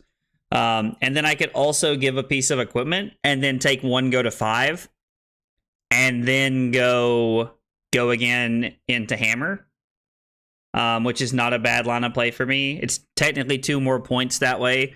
The only difference is that I get to keep some equipment. But that's the last Alpha Rampage. I think this is okay. So let's go sink below here. I'm going to put this on the bottom. Okay, so I was off. I was off by 1. I guess it was the thunk that I put back and not the boulder drop. So we're going to go again, which means the next card is boulder drop. I must have clicked on them in the wrong order. Like that means that like there's a thunk, a boulder drop, and a buckling blow. To count the top cards and subtract from each drawn at Paper Fab, you don't have... So, Keshkar, you are correct that I do not have the card counter on my right, but when I'm playing in person, what I actually do is I like literally pick up my deck and I count my cards. And I say I've put 25 cards back into my deck, and then there's 27 cards left in my deck, which tells me where I am. So that's actually what I do, Keshkar, when I'm in person. I think different people like have taught themselves to pitch stack and count things different ways. I learned how to do it on Talishar by counting, like having the number convenient, and I have now learned to like also like use the value of like being able to just like literally pick up my deck and like count the cards on top of my deck. Yo, King, what's up, brother? How are you, man? You doing all right tonight? Nick gives us Tunic and goes to 2. Man, so I was way off. I don't know where I added cards there, but like the Thunderquake was still an unknown card technically. Like this is my pitch stacked hand. So I was off like 4 cards right there. I must have like, I don't know how I got that far off, but it's good to note that I was that far off. It's also worth noting that we've given up our last point of life here. We can no longer take any life because if we do, we are then in danger of dying to double Reckless Swing throughout the course of the game if Nick can play defensively enough. So we're just trying to keep our life up and hang on here. Don't count my pitch stack. I only play first cycle Victor. I'm too Unga Boonga. Bro, what? Oh, playing Guardian and saying no blocks is wild. I mean, it happens. People do it, but it's wild to say the least. I'm really hating on second cycle now. What do you mean you're hating on second cycle now? Like, are you hating on Robert or are you hating on like the concept of getting to second cycle? What do you mean, King? I want to make sure I understand here. New in the game. Can you explain why you put Boulder Drop in the deck? Oh yeah, sure. So Boulder Drop helps against like so that card was 2 copies of Terra Sunder. And that card actually helps. Hang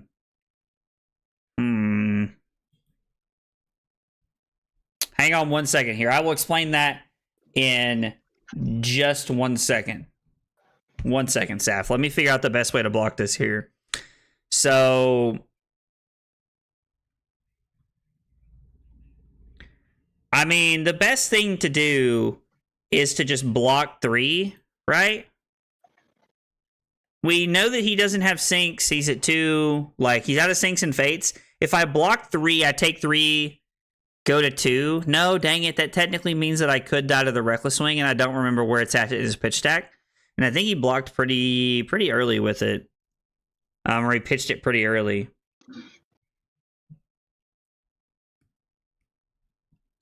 So what we can do is block 6. We get to swing the hammer, which takes 1 card out of Nick's hand. We're going to arsenal this card to set up for next turn. And then we know that the second card into our next hand, or no, I'm sorry, it's going to be the third card because of the way that our second cycle came back up. It was Thunderquake, so it was unknown, Boulder Drop, Thunk Thunk. And we're looking at seeing, we're going to have, it's going to be the, gosh dang it, it's going to be the, Trounce is going to be the third card in our hand. Okay, man, I'm all over the place with pitch stack this game. Jesus, this is the worst job I've done pitch stacking in a long time.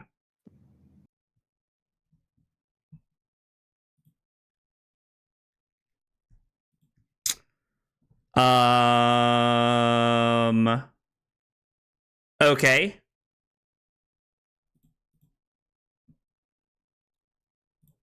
So we're forced to block like this to stay at 5. Actually, hang on. Is there any world?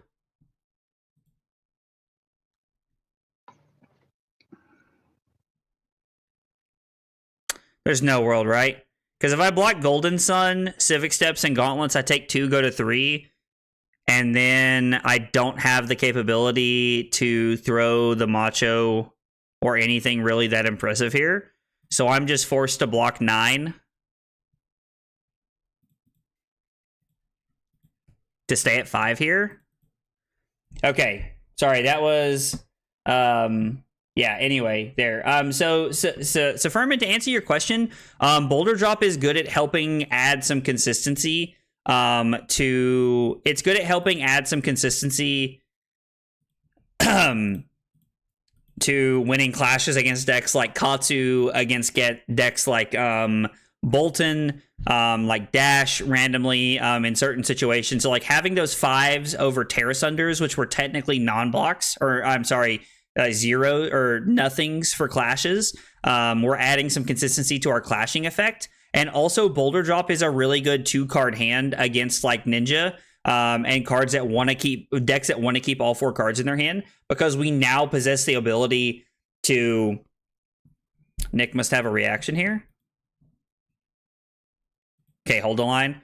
So we still took 2 cards here, but we now possess the ability to play 2-card hands second cycle with blues that are not super great, but they still work together pretty well.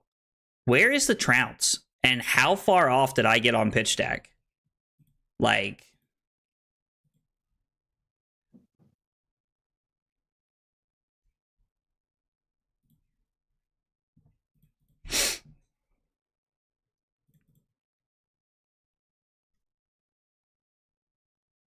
so Nick passes here.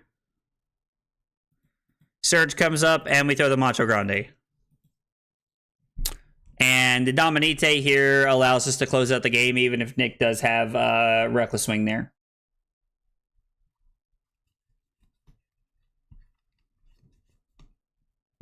If you're talking about the last turn dodge, I wasn't able to dominate the Macho. But if you're talking about this turn, then yes, it does. Because even if Nick blocks like that, we're still able to close it out against him.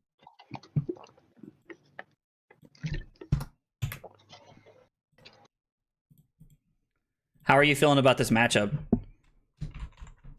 I just need to play it a little bit more. Okay. I definitely got a pitch stack. I think so. Yeah, I think you have to against me. I think that like I get too much like natural value against you first cycle. That like your second cycle has to be really good. I'm definitely down to play again. You gonna take like a 3-minute break? Yeah, let me type this out in the thing. I gotta use the bathroom and get some water, and then we'll play some more here in just a couple minutes. All right, I'm down. All right, sounds good, man. All right, let's see. Nick pulled the game back late. I closed. What'd you say? I'm gonna go get some fresh air real fast. Yeah, no, go ahead, man. You're good. Yeah. I closed the game out with Macho when he was at 1. All right. So we're trying to keep a tally, the log of all the games here that we play, like testing to try and keep up with all of our data here. Real quick here before we go to the bathroom and take a break here, let's see what messages I missed. Let's see. Now I've been doing nothing but looking at Viserai content. Dude, are you a Viserai gamer now, King? Are you a Viserai gamer now? Is that what we're doing here? Oh yeah. So if you're Dodge, the question you're talking about throwing the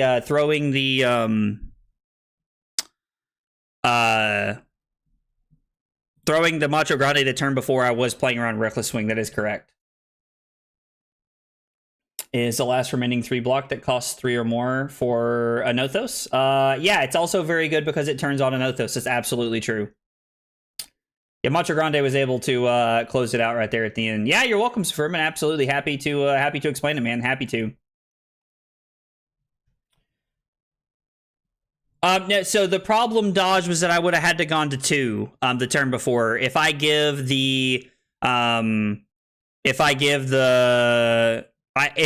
any card from my hand, I'm not able to throw the Macho Grande because I had a sink below it, a Macho Grande over there, which means I would have had to have kept. I didn't have a Seismic Surge up, which means I needed every single card in my hand. I couldn't even do it the turn before that. It physically wasn't possible. So yeah, no, there was no way to do it beforehand because I didn't have the Surge, right? But yes, you are correct. If I'm at 3, he cannot double Reckless Swing me unless he has one in Arsenal. That is correct. Arsenaling Rouse feels risky to me. I know it makes sense. Yeah, no, I get it. It can be very like bad. It is a risk I was willing to take at that point in the game to try and close the game out. But I hear you. It's not a great thing to do. Wasn't doing it for me, but I can use this stuff. Dude, yeah, absolutely, man. If you're gonna start playing Viserai, man, I will be terrified of you. Victor gets absolutely rickrolled by Viserai, bro. Absolutely. Guys, I'm going to take like a 2-minute break here. I'm going to use the bathroom, get some more water, and when I come back, we'll be playing more games with Nick. Thanks for hanging out tonight, guys.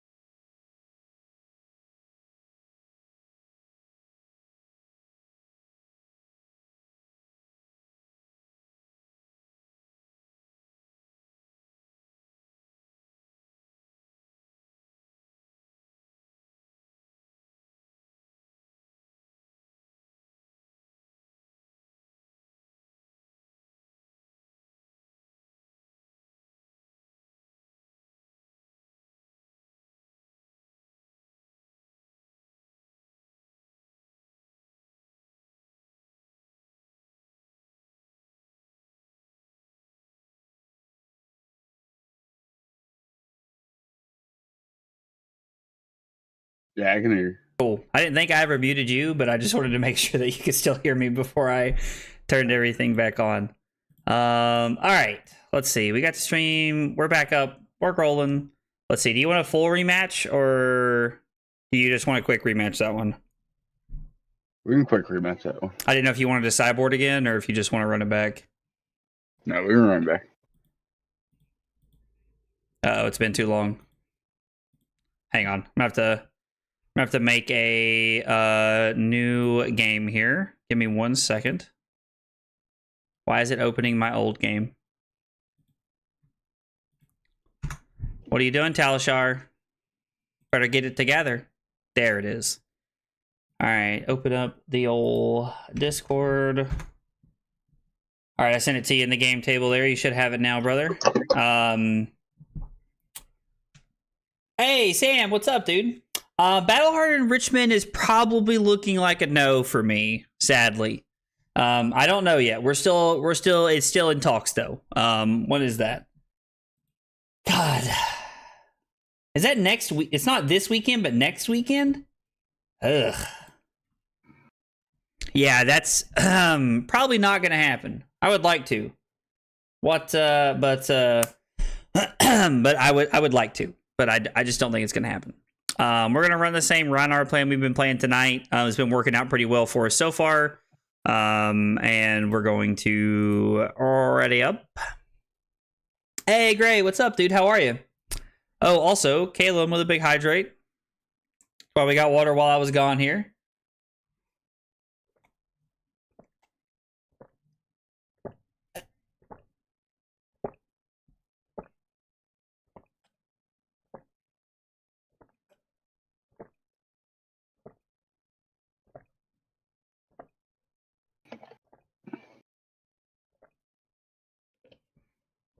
Whew, okay.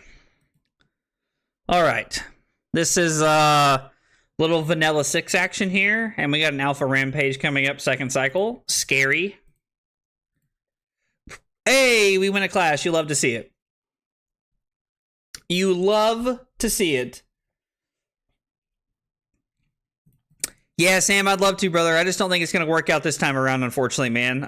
But yeah, dude, we definitely need to... I was like, Sam, are you coming to Nats? Are you going to be at Nationals?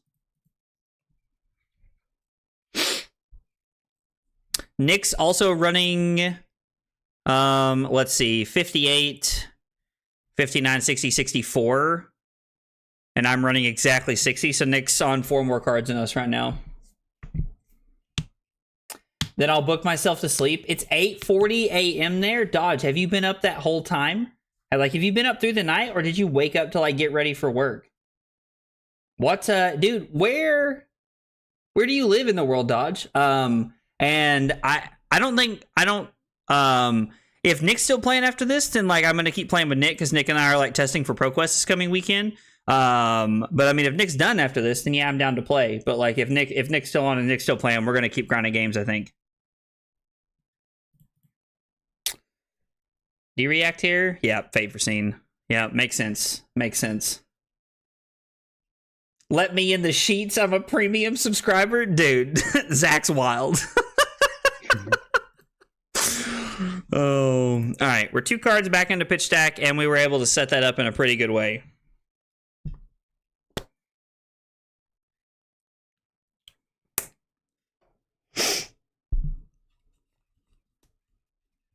You've been up all night? Oh my gosh, dude, that's crazy. Bro, you need to get some sleep if you've been up that late, fam. That's nuts, man. I was like, maybe we get lucky and Nick just does like 37 damage to himself right here. Not likely, but it's possible.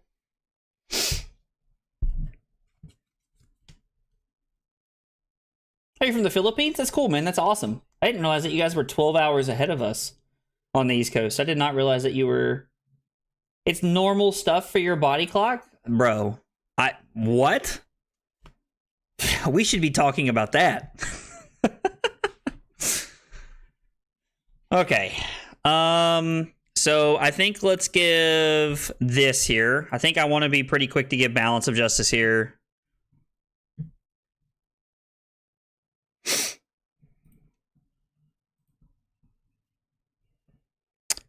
The sad part is like I have to. I have to let this hit, I think. Like, I just have to let him intimidate. I was like in hope he takes the right card. Now, thankfully for us, it was the right card that we wanted him to take here. So if we take 5, we go to 35, and then we get to leave this here. I think leaving this here is correct, just off of the back, that we can use this to, like, try and save us from, like, a pack hunt later. So yeah, let's just take 5 here. I think just taking 5 is good.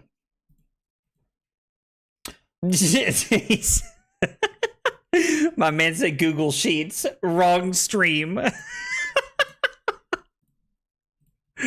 Oh, man. Okay, so this is going to be our third card, which means technically if we have a surge coming up for second cycle, we're looking at a situation where, yeah, we're looking at a situation, excuse me, where we could throw a Macho Grande at the first pitch stack second cycle hand if we wanted to here. So, okay, Nick gives us a couple of cards I'm pretty happy to see gone, if I'm being honest. All right, we have 3 cards in the pitch stack.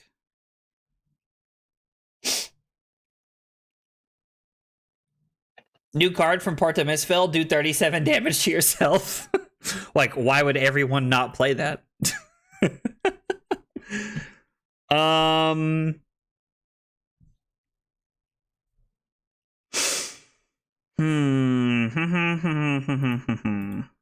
think this is fine. I think we want to do it like this. And we can just take 2 here. It's not great, but I think that's okay for us.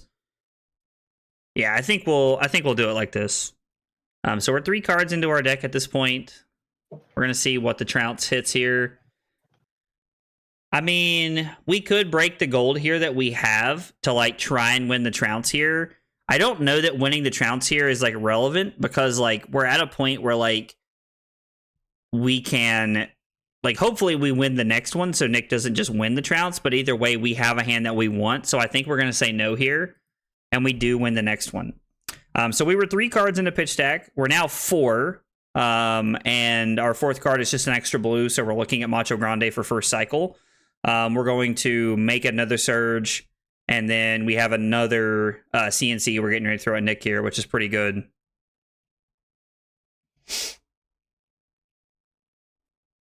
Hey, Shiny, how are you? So I was actually on Tunic last weekend at ProQuest all weekend. I think that Tunic is very good in the current metagame. But I wanted to try tectonic plating because somebody sent me a list where they were playing no pummels and tectonic plating, and I was really intrigued by that. So I'm curious to like kind of like see how it feels tonight, and maybe tomorrow night as well. We'll kind of see after tonight how I'm feeling at the end of the night. I've also added some Prism Tech to the list, so I'm curious to see like how the Prism Tech looks. Because I've lost to a couple of prisms now. Bolton tends to go through the whole deck. Easy what I'm choosing to start with. So pitch stacking is difficult. I'm not gonna lie to you. Like, it is something I have had to actively practice to get good at. Ooh, interesting. Nick's just taken 3 on the Command and Conquer. Pitch stacking is difficult, and depending on the matchup, yes, Bolton does go through his deck. But you also play cards like Beacon of Victory that shuffle quite a bit. So you're still in like a spot where like you don't need to, like, you shuffle quite a bit. So like you're not always like concerned about pitch stack that for that reason. Yo, let's go. Saturday with that 3 months. He said finally catching a stream. Enjoy the Prime Bucks. Dude, thank you so much, Saturday. I really appreciate it, brother. Hope you've been doing well, man. Hope you've been doing well. 5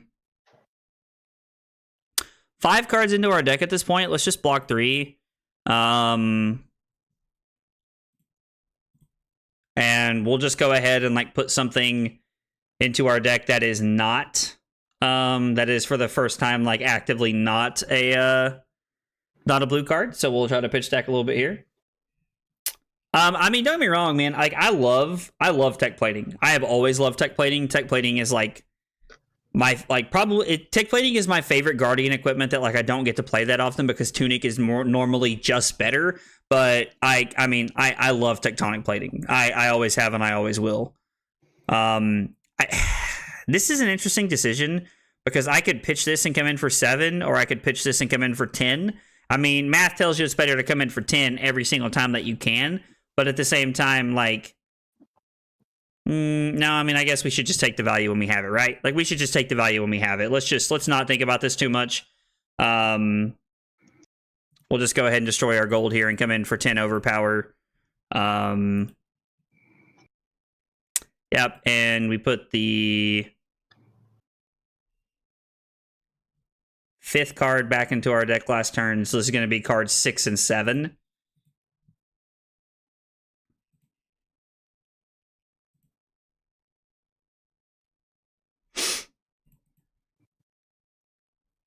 All right, so Nick takes 1 there.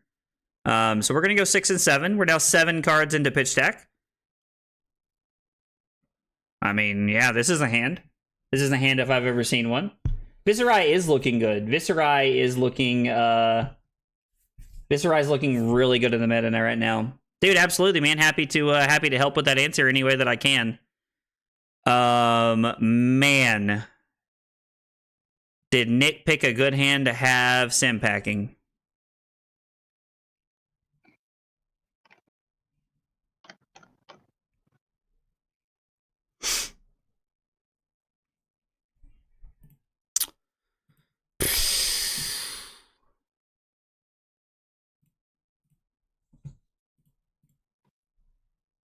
Sim packing was absolutely brutal right there. Absolutely brutal. We're gonna make a surge and pass. This is gonna be card number 8. So we're now gonna be 8 cards into pitch deck here at this point. Tech plating is my dad. I mean, dude, tech plating's awesome, man. I think everybody loves tech plating, but I think everybody just kind of realizes that, like, it's better to play Tunic, unfortunately. I think that's the unfortunate truth there. Hey, Riku, what's up, dude? I mean, ProQuest weekend, I came in 2nd, and I came in 3rd through 4th at ProQuest this past weekend. So this has go again. We're 8 cards into pitch stack. We're looking at Macho Grande, and then we have E-Strike and or Chokeslam in the second hand. So I think we're just going to block here, keep our life total up, and see what ensues this.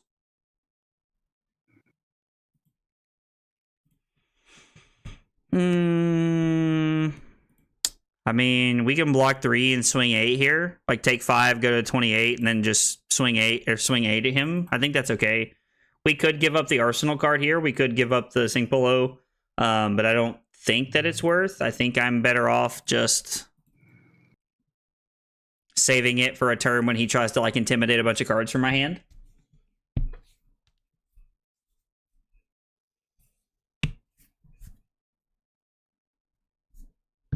Important to try to pitch deck this much in a pro setting. I'm trying to up my game before going to a PQ. I mean, Harrison, I'm going to be honest, man. I think that I think that pitch stacking is one of the hardest things that you can do in Flesh and Blood in general. It's like one of the hardest things to perfect, in my opinion, and it really separates a lot of the like good players from great players. I would say that if you want to do well at like a high level, and when I say a high level, I mean, I'm talking like ProQuest, like PT, like Battle Hardened. Like, if you want to do well and win an event like this, I think you have to be constantly pitch stacking if you are playing a deck that does not shuffle regularly. The thing that I tell everybody is if you're playing Katsu, who cares about pitch stacking, dude? Like, you're shuffling every other turn. It like just doesn't matter. But if you are, like, if you're playing a deck like Victor or Bravo, like, you need to be counting your pitch and pitch stacking. I think that is like one of the things that separates good players from great players. I mean, that's why I'm working on it so much. So that is 9 cards in the pitch stack. Now I'm back. Dude, welcome back, Slip. Appreciate you coming back, though. I lost to a Prism in the finals of the first one that I played in.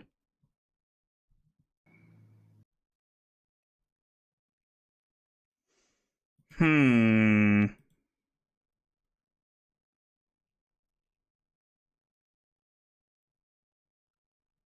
think we're supposed to block like this, honestly. It's a really weird hand, but we're 9 cards in the pitch stack at this point after last turn, so we can set up our third pitch stacked hand pretty well. We can set up our third second cycle hand pretty well. We get to do this and then throw the hammer, which is like kind of a mediocre turn. And if Nick has a good hand, he'll probably just keep his hand here, but I think this is okay. Yeah, so Nick has a good hand or he has a reaction. Yep, Fate Foreseen. Makes sense. Gives us the Fate Foreseen. Nick goes to the top of his deck. We just did our 9th cards. So this is going to be 10 and 11. So we're looking at our 10th and 11th card. So we have Rouse in our second hand. So we're looking at Macho Grande in our first second cycle hand. We're looking at a E-Strike or a Chokeslam in our second cycle hand, and then we have having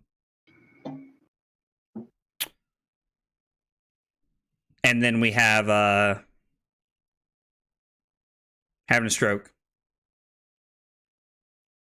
And then we have the Spinal Crush or the Rouse, and we're 11 cards in the pitch stack. So again, there's no world where I'm playing around the Pummel here. Nick, again, could have it. He is representing it in some way, but I think this is more him wanting to pitch stack Savage Beatdown and then anything else. Can't stand Prism. I think most people feel that way, honestly. Yes, John, eventually I will be counting my opponent's pitch stack too. For what it's worth, we know that we were 4 cards ahead of Nick, and he has a Alpha Rampage followed by another Alpha Rampage in his first and second cycle pitch stacked hands. So I am keeping up with that in my head. Man.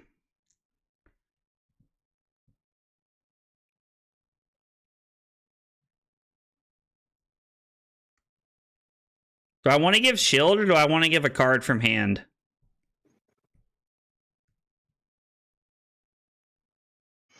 I think we want to give a card. I mean, I guess if we win, we can give the shield, and if we win, then we get to like make a better play there. So we're going to try and use some equipment here to like try and give ourselves a better option here. But if we lose, then like it's okay. But we did win, which is really nice.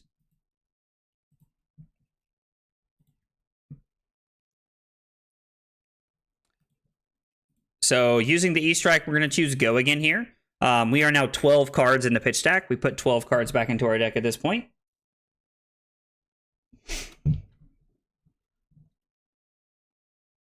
You lost to a Prism on Teklo?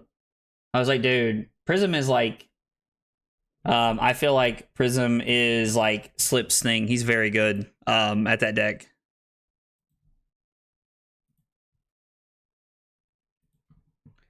And then because of what was intimidated from us, we just get to throw the hammer here. So we still get to have a 9-point turn, which is okay. Dude, Harrison, I feel like you have been playing Betsy since like she came out, bro. Like, did you see Naib's list at all, Harrison? From the Battle Hardened this past weekend? We're now 13 cards in the pitch stack. We went 12 off the E-Strike, 13 right there. So we're 13 cards in the pitch stack. Okay.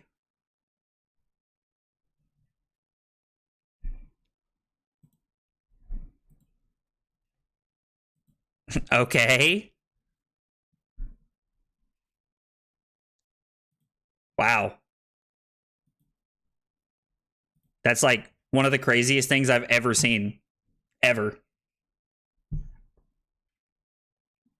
Not gonna lie, I basically have. I did. And the list is wild. Dude, his list is crazy. Naib is like on some spicy stuff. He always is, bro. That's like the way he lives. Naib is like on like the one of king, bro. And he's so good at the game. Naib is scary good at the game. Wonder what happened to everyone's sudden hate for Prism. Like she wasn't anywhere on the map until she won a Battle Hard and everyone said she wasn't that good. But now she's the most hated. Yeah, dude. I mean, that's just what happens. Like people forget how toxic it is, like how bad it can be to play against decks like that, and they just get frustrated. So we actually get to take away both of his barraging beatdowns if we crack balance here.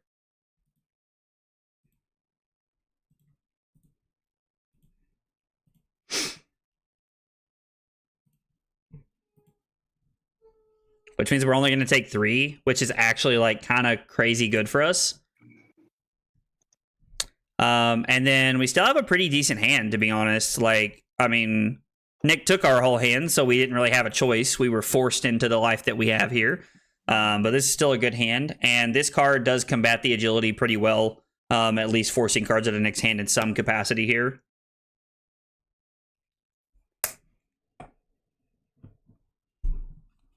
And we're still 13 cards in the pitch stack at this point, so we're just kind of waiting until it comes back around here.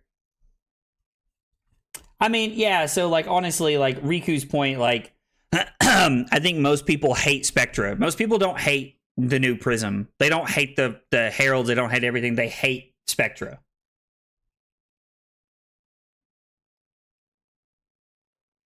I mean, so, King, I think, like, to your question there, like, I think there was no complaints in the meta because she wasn't being played. Nobody was complaining because, like, you can't complain about something that's not happening.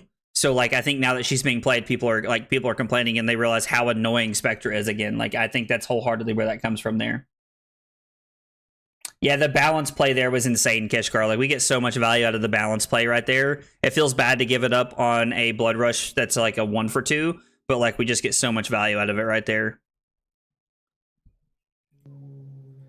Do you want to undo? Did you mean to sync the agility? Yeah. Yeah, you can just hit U and just undo there, and it'll should let you wait until the sync below hits. All right, so we're up 4 points. We're gonna go cards 14 and 15 into the deck. We're now 15 cards into pitch stack at this point in time, and we have a pretty decent card chilling in our arsenal that we can like try to save and like use at a decent time here.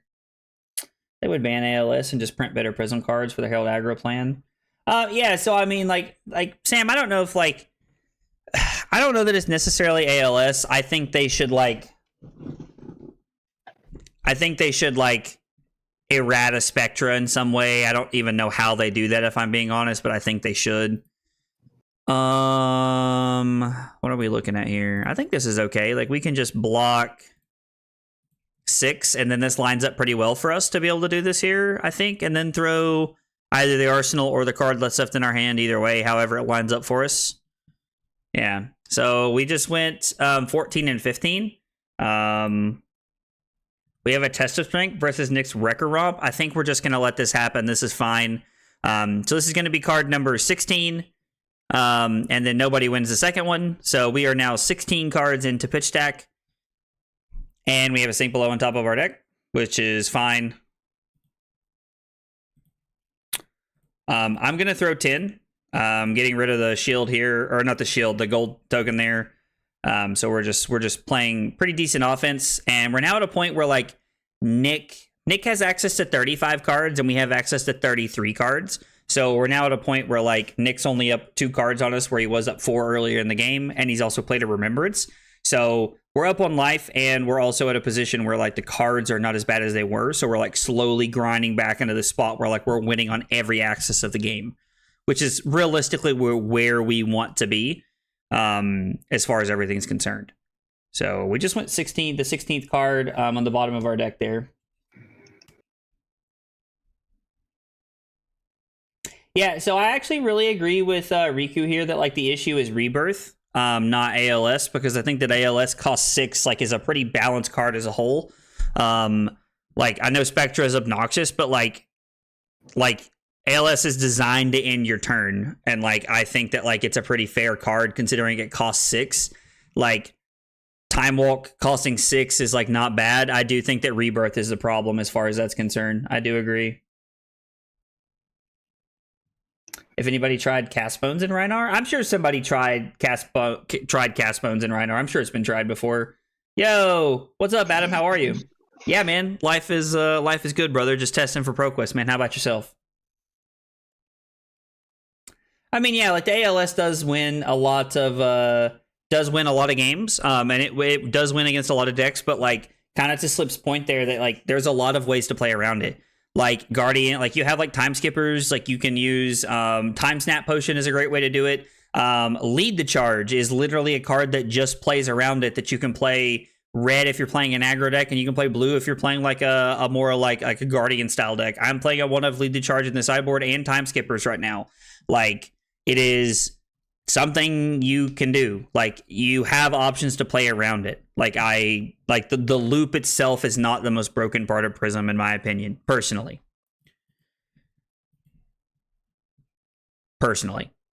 All right, so the Wallop was a 17th card back into our deck. So we now have 17 cards put back into... we're 17 cards into pitch stack at this point in time. Well, that's pretty good.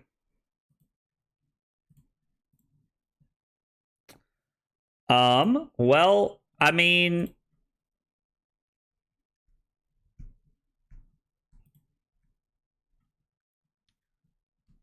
we can't stop the barraging beatdown. We could technically go to 12 if we wanted to. It is not ideal, but it is something that we could do. The problem is that, like, if we block, like, we wanted to block with this card, with the card that Nick intimidated. I mean, if we go to 12, we do get to throw 13 at Nick. So, like, that's not bad. I think that's okay. I honestly just think that's okay. I know it's like kind of like a little scary there to like make that decision. This is card number 18 based off of pitch stack. But the test of strength is going to hit the wallop that we pitch stack. So like this being like card number 18 is not a problem. And then we just get to throw 8 at him here, which, like, not the scariest thing in here, but, like, you know, it's not the, like, this is not the scariest card, but it is relevant if he's trying to set up Blood Rush here. And I'm not sure how many Blood Rush are left in the deck. I think that's the first one he's played. Yeah, I pitched 2. Yeah, that's what I thought. And got back 1. Yeah. With the remembrances.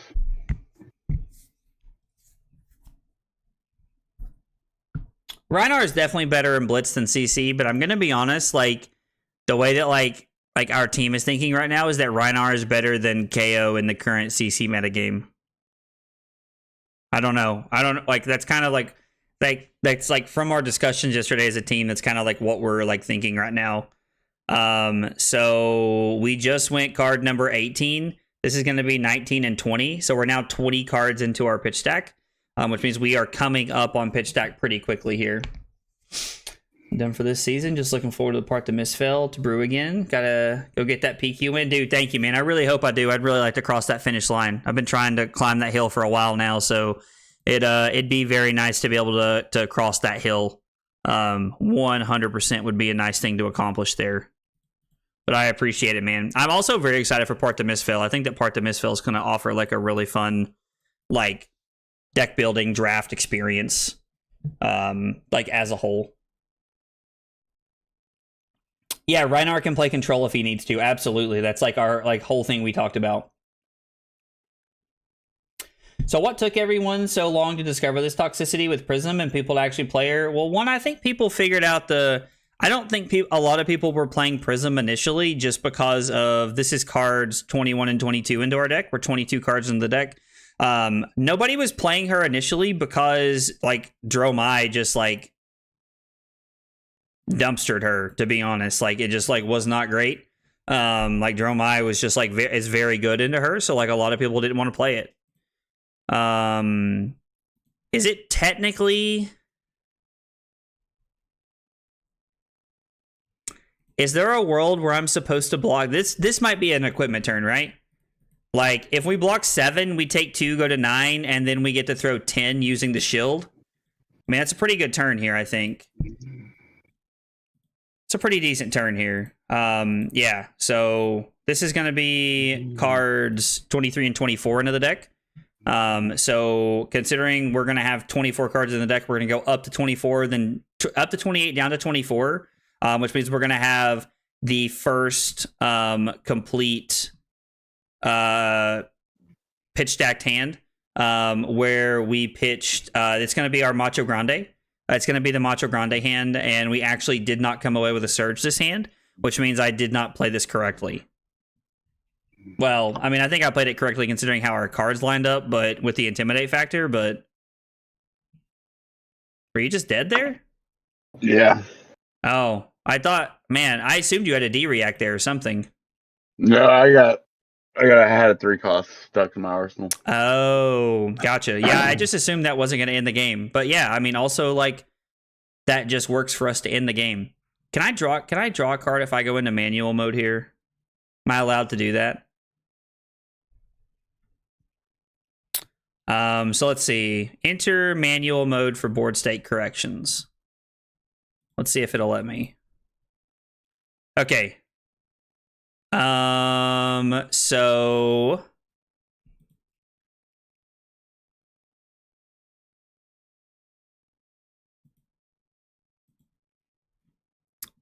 this was our next 4 cards because we have these. This is going to be our cards, and obviously the buckling blow is in our hand, but it's not showing it for some reason. So which means our next 4 cards was going to be exactly what I said. So I completely kept track of pitch stack that game. Wholeheartedly. Okay, so keeping track of pitch stack that game was that worked out. Worked out very well. Counted a lot better that game. All right, let's add this to the sheet here real quick. Victor into Reinar. I went second that game. Yeah.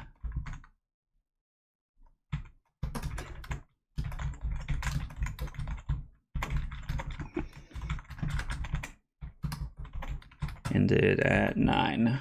Okay. You done? You want to keep going? What are you doing, brother? We can keep it going. Let's do it. For sure. All right. Yeah, let's quick rematch. Oh, I gotta turn off manual mode. Definitely do not want to be in manual mode during the game. Oh, Nev Dodge, thank you guys. I appreciate it. Oh, you can just press your deck to see pitch stack after that? Oh, I did not know that. That's good. Thank you for telling me that, Riku. That's good to know. To play into his Prism, and he had Dromai, where... Oh, yeah, when you're on the All Herald plan, I can see that being pretty tough to play into. Like not wanting to play into Bravo. Like, I've been told that, like, a couple of people, like, you're the second person to mention tonight that, that you don't, like, that, like, Prism did not want to play into Bravo, which is, like, really interesting to me because, like, I fear the Prism matchup.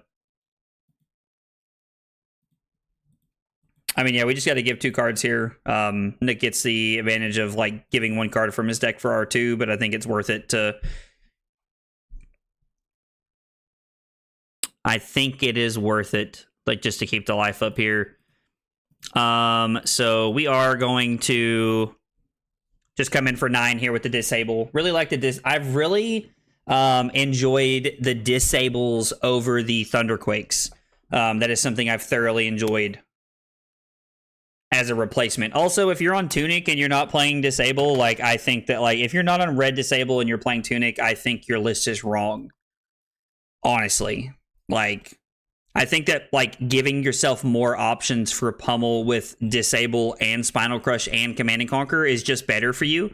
I think it's just the way to be playing the deck. All right, so we're going 2 cards into pitch deck. Our first card is going to be Macho Grande. We're going to be looking for here. We're 2 cards into pitch deck. Use it a lot for Teklo to check pitch. Okay, no, that makes sense. Yeah, I didn't know that you could do it that easily. I'm definitely going to be using that moving forward. I mean, I think let's just block 6 here. I think this is, like, definitely the play. I'm not going to break the shield here, so, like, that's fine. And Nick does end up winning. He had double Alpha Rampage. So we're now Macho Grande, Debilitate, and Rouse, which means as long as we put this blue 6 we have in our hand with it here, we're going to be able to have Rouse for our first second cycle hand, which is insane. Or we're going to be able to have Macho Grande, whichever one we'd prefer. So we're 3 cards into pitch deck. This pops off. We throw Chokeslam. And we've set up a good first. We've set up a good, like, our first second cycle hand's looking pretty good at this point. You really want a 3rd Monarch set? Bro. A 3rd Monarch set? What?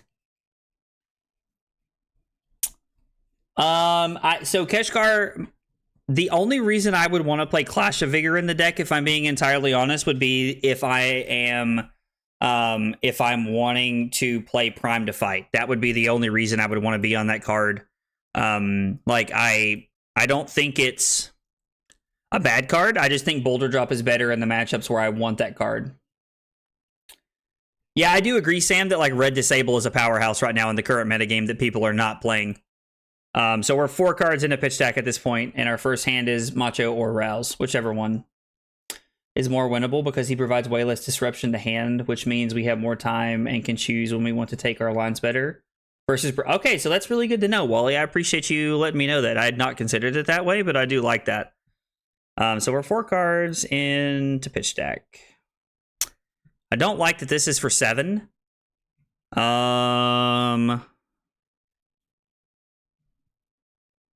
Really don't want to overblock here, but I think we're going to have to. It's also about, do we win the trounce here? Like, it like wholeheartedly affects the outcome of this hand.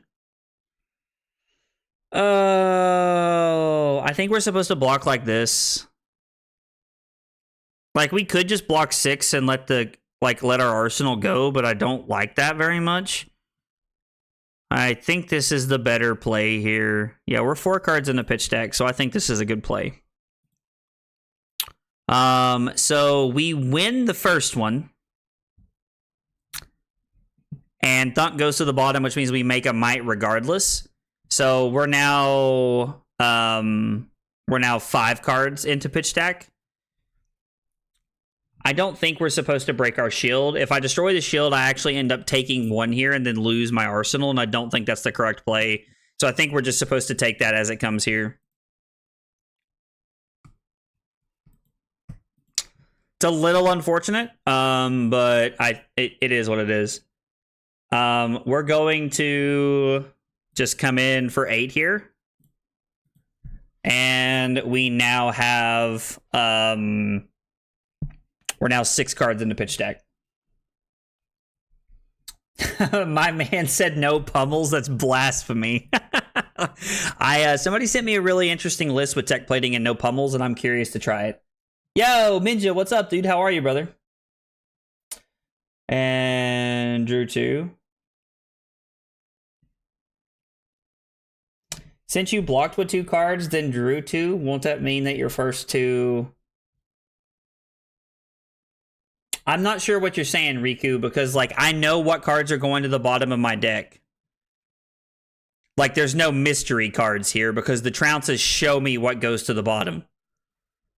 So I guess I'm a little confused there. That is the 6 card. The trounce, this was the 4th. We played this to put the 4th card. This was the 5th card, and now we have the 6th card. So I'm a little confused on what you mean here. My top 10 victor list was on 1 pummel. I mean, 1 pummel is interesting. I think that if like the number 1 reason to play Tunic is to play pummel, so if you're playing tectonic plating, you probably shouldn't be on them or on very little. In my opinion, personally, I don't know. Viserai might come back from the vast beyond. He vines Rosetta Thorn and brings it back, dude. That's like sheer copium right there, brother. That is sheer copium right there. Oh, I'm gonna go ahead and fill out the sheet here for this game while Nick's deciding how he wants to block. I went 2nd this game. All right. Yeah, so I'm not sure what you mean there, Riku, about cards coming back into the deck in a weird way. Or like me not knowing cards off the top of like on the bottom of the deck.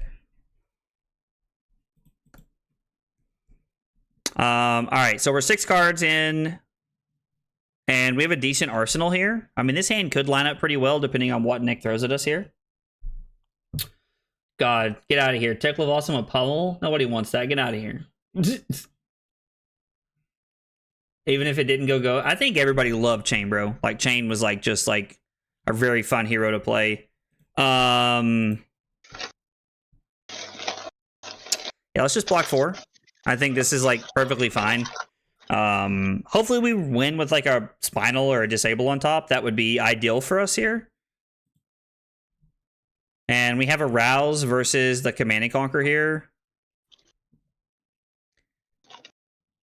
like, we could break the shield to put our Rouse in the bottom. That would be card number 7.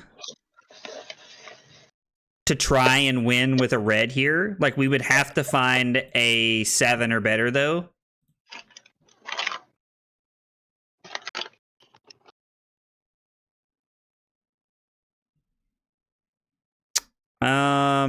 I don't know. That's a tough decision. I don't think so. I think we'll just give Nick the gold. I think it's fine. It's a weird decision to make right there. I don't know. All right, so we didn't break that, so we're still 6.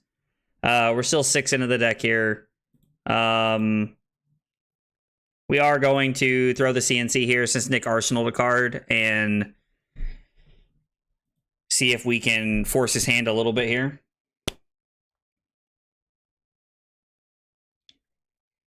Dude, the Goldmane Estate card actually looks like kind of gas, man. I'm excited to like try and slot that into the deck. That's a Tunic card though. That's 100%. Like if you're not playing Tunic, I think you have to play Tunic if you're gonna play that card, in my opinion. The value of playing it off Tunic is just so real. So let's see. We just what? Yeah, so that was a 7th card of pitch deck. We're arsenaling this. And then we get to block here and do this. Or we get to block here and we can block like this and throw 6. Yeah, that's fine. I think that's okay. Yeah, we'll do this. Surge pops, we'll throw 6 here. Like, I think that's better than blocking the way I wanted to and then throwing the hammer. This is just a more efficient play cycle. For us, it does take the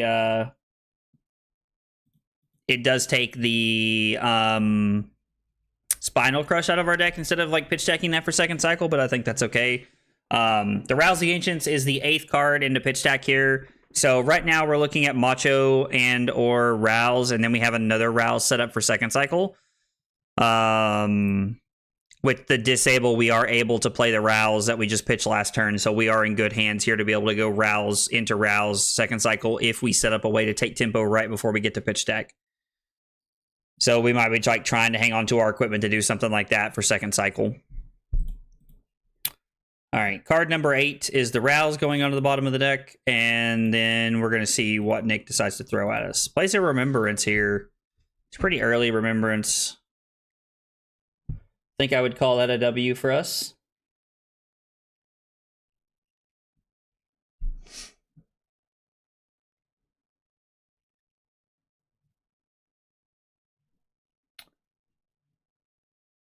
Oh, I see. So, like, it's not divisible by 4 anymore? I mean, technically, that's true. I generally try to figure that out when I get to the end of the game. That's a very, like, end-of-the-game thing that I'm trying to figure out for me personally. Like, when I'm looking at putting my cards together like that. Like, that's how I'm thinking about, like, when am I going to get that? One day our time will come with Rune Chance.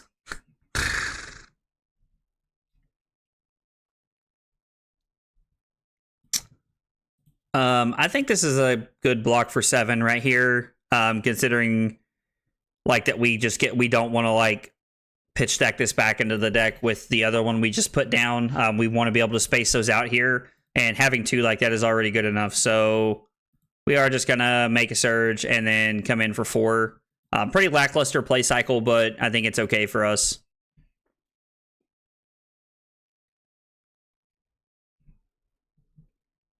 This is going to be cards 9 and 10 back into the deck.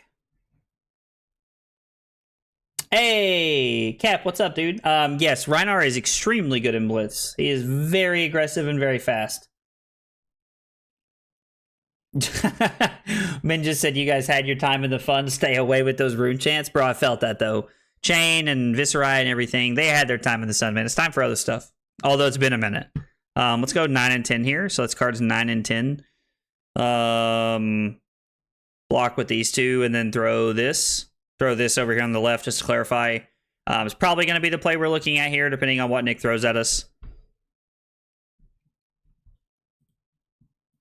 Yeah, I mean, that's like, this is definitely just a play, because that means that this gets to be the 11th card we're putting back into our deck, which is also very good for second cycle. So we're now looking at Rouse into this card for second cycle, which is insane value for us.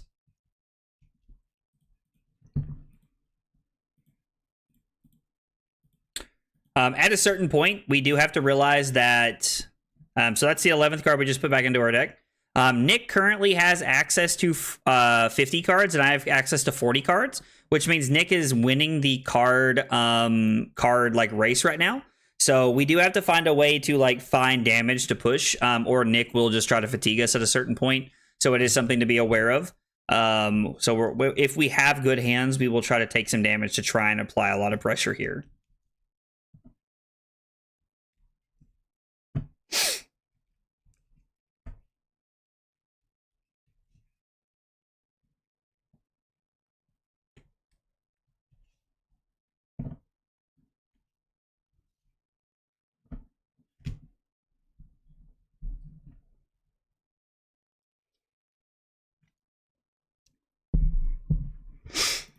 Okay, double Show No Mercy out of the deck. That feels pretty good for me.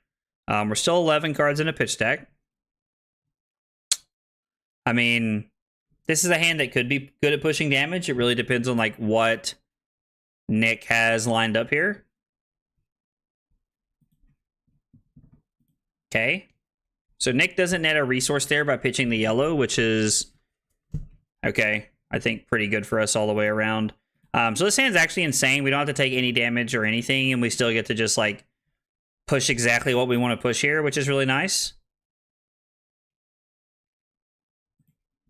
Although it does look like Nick's setting up a decent hand as long as he has a blue to go with it after this.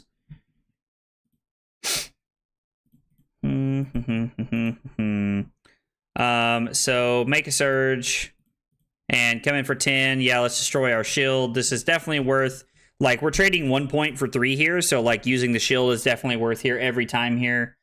And Nick takes some damage, and then this is going to be cards 12 and 13 in the deck. We are now 13 cards into our second cycle. All right, Blood Rush here.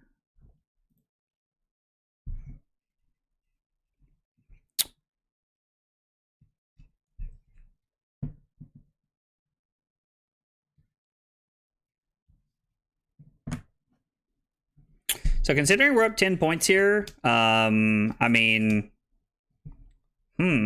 Nick draws a card here. Interesting. He said decent hand, that hand's gonna suck. What? Okay. Okay. I am intrigued. And he discards a swing big. So there is no extra value from like being able to like crack the balance here to get like to stop the beatdowns here. This is just going to be an insane amount of value as it is anyway. I think we're just going to go ahead and give the Sink Below in our arsenal. We're just going to play the value game here. I think that's perfectly fine. We'll take 7 and go to 29. And we have a Surge Pop. We're going to pitch to make a new Surge, and then we're going to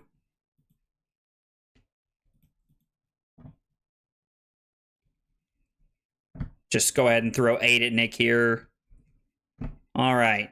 We made up some cards right there. We like this 2 cycle, like this 2 turn cycle has made up a little bit of the card like disadvantage we had here, based off of how everything was looking.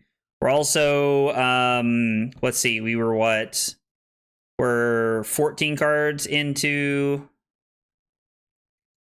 which means we're going to go 15, 16. So we're now 16 cards into pitch stack, which means if we are off by 2 cards based off of what Riku was saying earlier, then we need cards. We just went 15 and 16, which means 17 and 18 won't matter. which means we're going to need 19 and 20 to be good pitch stacked hands for us. So there's still one more in the deck.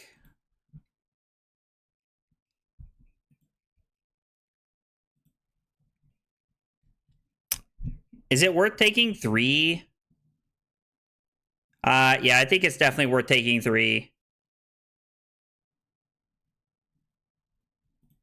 To know that there's one Blood Rush left in the deck and we still have balance. I think this is fine. We're not losing our arsenal here. Yeah. All right, so we're 16 cards in a pitch deck at this point. I think there was no point in giving away the sync from arsenal. Syncs are crucial. I mean, syncs are crucial in stopping beatdown. There's also one more left in the deck, and there's also a lot of, like, there was also still like another Command and Conquer, and still at this point 3 copies of the 3-for-6 that gets rid of my arsenal. So I mean, I do think there is definitely a thing as being too greedy with the Sink Belows, and that was a good hand to save some damage on the Sink Below. Like, I don't know. Like, I feel pretty confidently in the fact that we were able to give up the Sink Below there to stop like a pretty hefty amount of damage.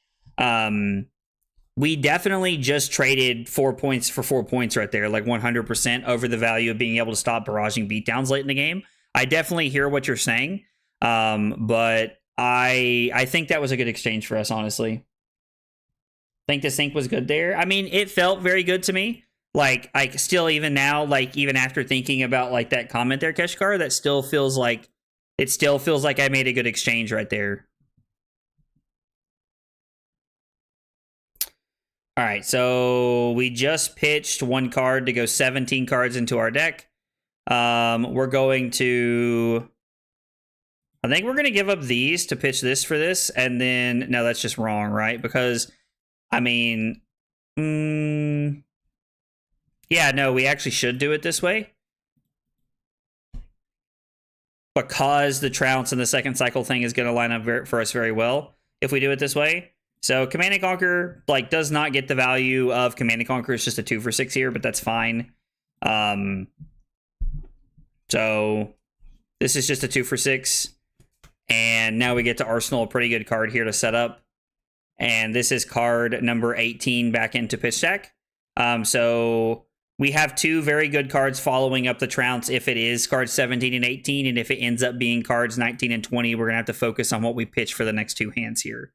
So we are 18 cards into pitch deck. I mean, I think we're just going to give this here. Just blocks efficiently. We might as well use it. Nick gets a gold. Unfortunate. Nick has revealed a lot of alpha rampages off the top of our Test of Strength here, which has been very good. Been very good for Nick.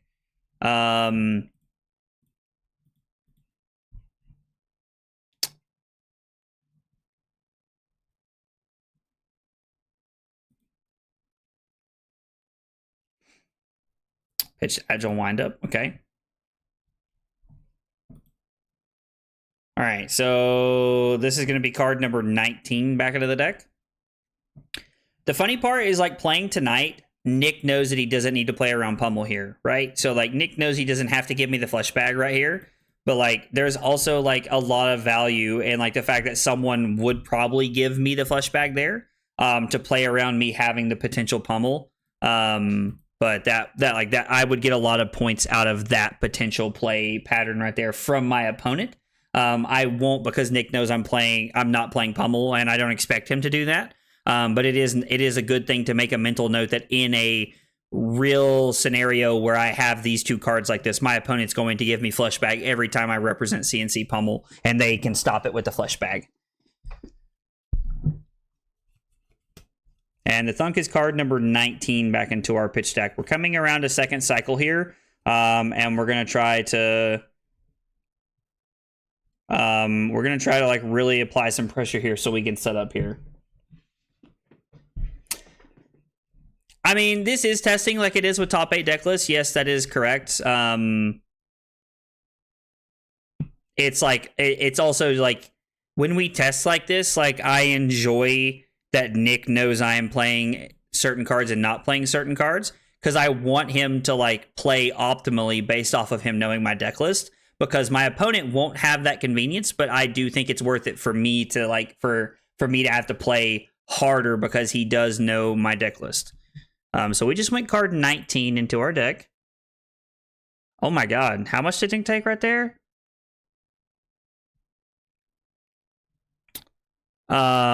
So 1, 2, 3, 4, 5, 6. Yeah, I was at 20. Jesus. Diplomacy, High Roller, Blood Rush, and Barraging Beatdown. Well, I'm not gonna get to use my Balance of Justice. Of course, I guess that's him taking 6 there is I'm pretty okay with that exchange, in all honesty.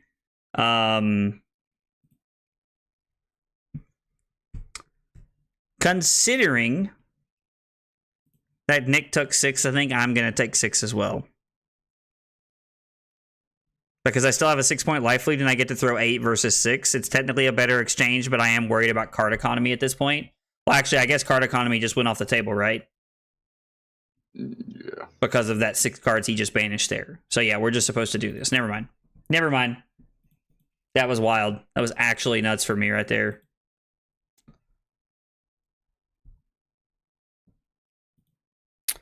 We're going to throw the Buckling Blow since the last copy of Blood Rush is now gone. We're just going to throw the Buckling Blow because I think that it has more text than Chokeslam, and Chokeslam can be good second cycle here when we get back around to it.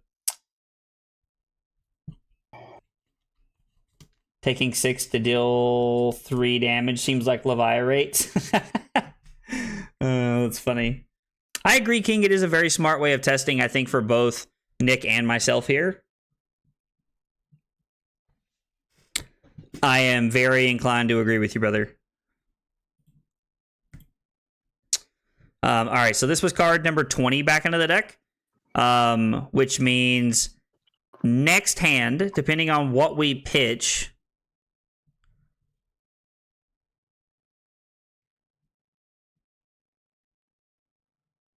yeah, so which means our next hand is going to have 1 unknown card, and then we're going to have, and then it's going to be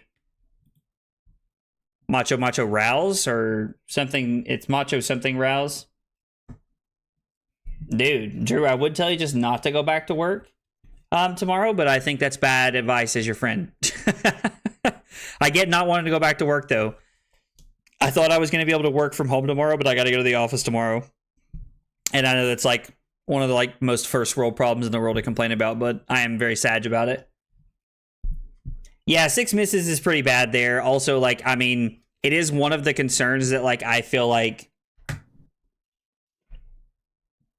as a Rhinar player, with Beast Within, you kind of have to worry about that a little bit, but I think that, it definitely,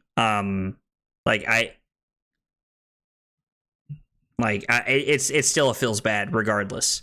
So this is going to be 21, 22, 23. So yeah, it's going to be 1 unknown card, Macho, I think Macho, and then Rouse. We're going to see if I counted correctly this time around. I am 2 for 3 on counting pitch stack to a T tonight. So we're going to see if I can keep it going with the... Keep it going. I missed one game earlier where I think I just miscounted 3 or 4 cards one hand. I don't know what happened, but I've been pretty on point tonight when counting pitch stack short of that one hand. So we're gonna try and go for it here. Okay, so again, I miscounted by 1 card. I'm not sure where that 1 card came from that I miscounted pitch stack, but this is the Macho Grande, the Debilitate. The next card is going to be Rouse off the top of my deck. But yeah, I mean, this is a pretty decent hand here.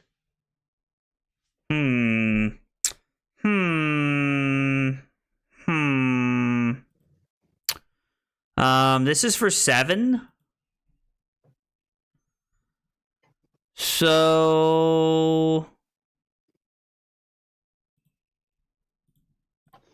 if I block 7, I can use the Sink and the Macho Grande to throw my red card here, which I think is a good use of resources when we're at this point in the game here. So, based off of everything we've seen to this point, the very top card of my deck should be Rouse the Ancients, and I'm playing to like that being the case here. To make sure that like I only miscounted by one card here. When talking about the pitch stack.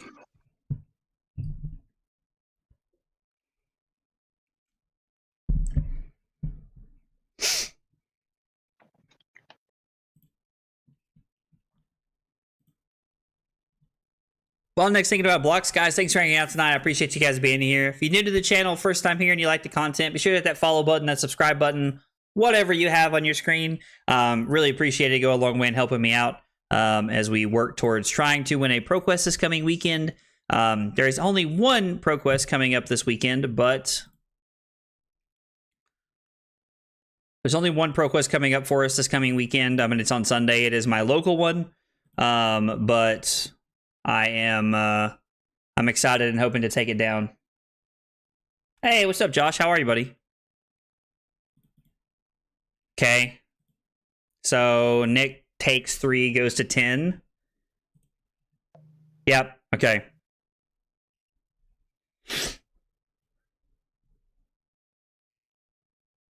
Okay.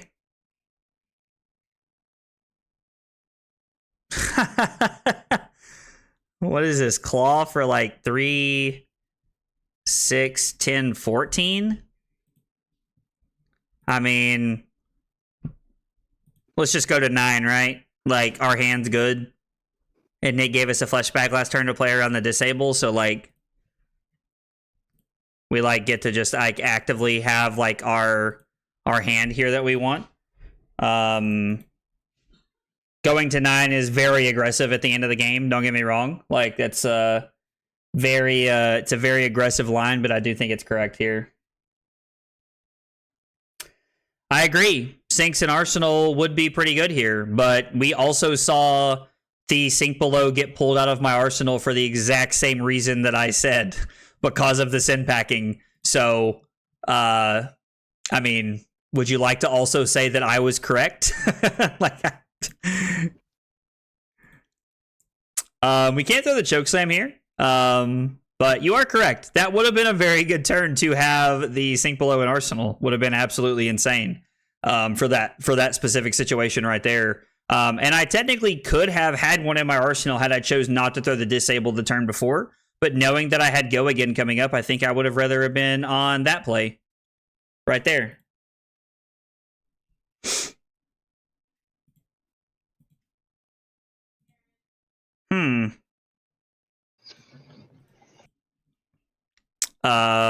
Block 7, take 6, go to 3. I mean, it's very possible we're just gonna die here at the end of the game. Nick has pitch stacked some very good hands here.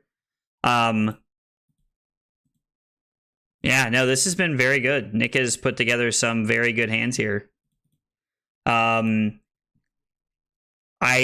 don't know that if like he has to have them both. He has to have this hand then next hand. Did he banish one? He did not banish one, so it is actually very feasible that he has one here. And I'm going to throw 8 at him here. I mean, this takes 3 cards from his hand. So, also throw red disable using that sink, but I actually considered keeping that sink and throwing the hammer. So I did think about it. I did think about it, Keshkar, 100%. I did think about like actually arsenaling the sink there to be able to play around what I wanted to do wholeheartedly. Yep, I did think about that. Hold the line. Okay. That is 100% why Reinhardt Rex slow decks. You are 100% right, Josh. I could not agree with you more. Could not agree with you more. Who are you and what have you done with aggro? Lol. Oh, man. Unfortunately, we do not have a way to throw this, which is a big satch here. If Nick had one in Arsenal and then has one in his hand, we just can't beat it, right? Like, there's like just no way to play around it. So I guess we're just going, like, there's no way to be able to throw this, right?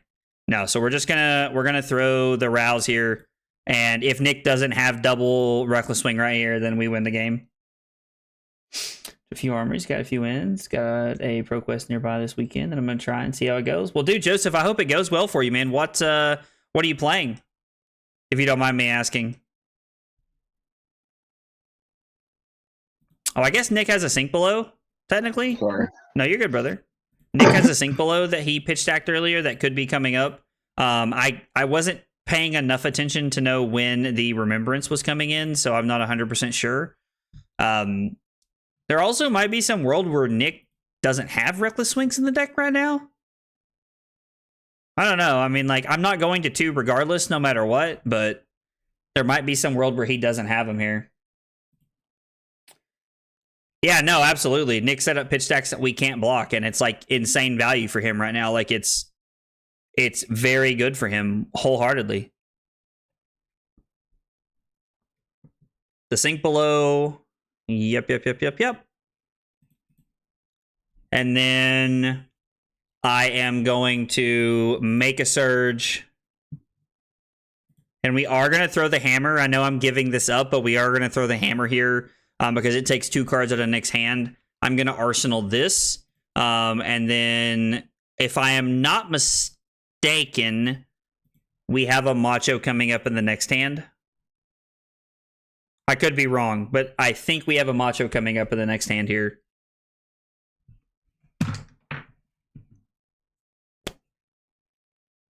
I'm pretty sure I pitched a macho and a cranial crush or a thunderquake like right after the hammer.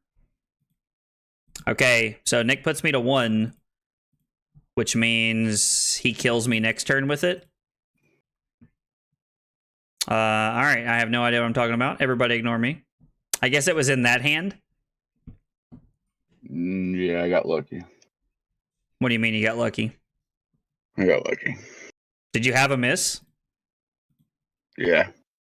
Wow. It was my other reckless. Oh, wow, really? Yeah, I pitched them back to back. I seen them early in the first cycle. So you had no choice right there? Yeah. You had to play it right there? Man. Yeah.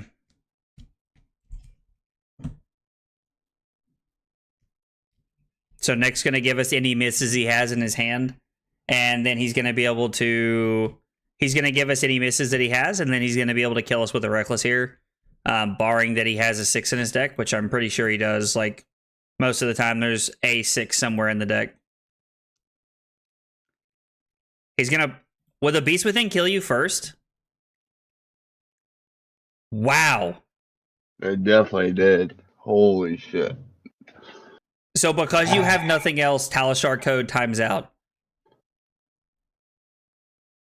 Wow, so but because the fact that you had the Beast Within as your last card, I actually end up winning the game. Remember that for Sunday, brother. I feel like that's good that we ran into this right now. Yeah, negative 9,998. We gonna screenshot that. All right, let's play one more. We snipping tooling that. That's going on Twitter later. Yeah, let's play one more. That works. Quick rematch here. I'm trying to quick rematch. Let's see. Update the record to 4-0. Yeah, you love to see it. We closed out the game by dealing 9,000 damage to Nick. What a crazy thing to say out loud. So we got the win. Nick died to his Reckless Swing discarding Beast Within when he was at 1.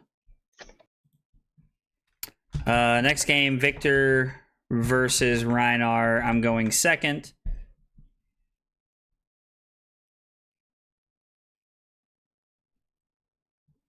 I don't... Why is that green? Should not be green. I'll have to go back and look at that. Gosh, conditional formatting's so good, but so obnoxious sometimes. I think we have to block with one of these, right? It's a real feels bad to give up one of these on turn 0, but I think it's the correct play here. Playing Victor. Been watching a fair bit to learn. Dude, I love Victor. He's my favorite Favorite hero to play by far. What's your value? I didn't actually look and see what my value was right there. I was not, I did not look at it right there, if I'm being honest. I think we're going to throw this here. Show 14 to have 7 go again here and try to see if we can force Nick's flesh bag early on in the game. Oh, did it count the 9,000 as part of my value? I don't think so, Mello, but I didn't look. You don't like Beast Within and Rhinar? What would, I mean, like, I hear what you're saying for, like, the obvious reasons that we just saw. Not only because at the end of the game, but because Nick took 6 damage off of it that one turn. What would you play otherwise? Like, what would you play otherwise, Riku, in that spot? I would be curious to know. I mean, it's probably just this, right? Like, this is probably just our best play. Just make a surge and throw the CNC, because it forces 2 more cards out of Nick's hand. And so, like, we're, like, dominating card economy to start the game here because Nick didn't want to give us the flesh bag, which I understand. But, like, this is, like, I think this was really big for us. The only problem here is that if Nick does give us the flesh bag and he intimidates the Command and Conquer, we still throw Hammer after that. If he intimidates away the Macho Grande, we're just forced to Arsenal and pass there, which is not the end of the world, but...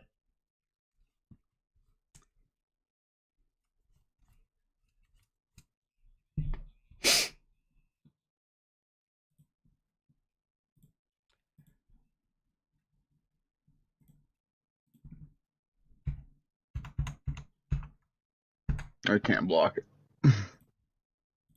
Oh, wow. So that's actually, like, insanely good for us. I got 2 D-Rex in hand. All right, well, that was a huge W for us right there.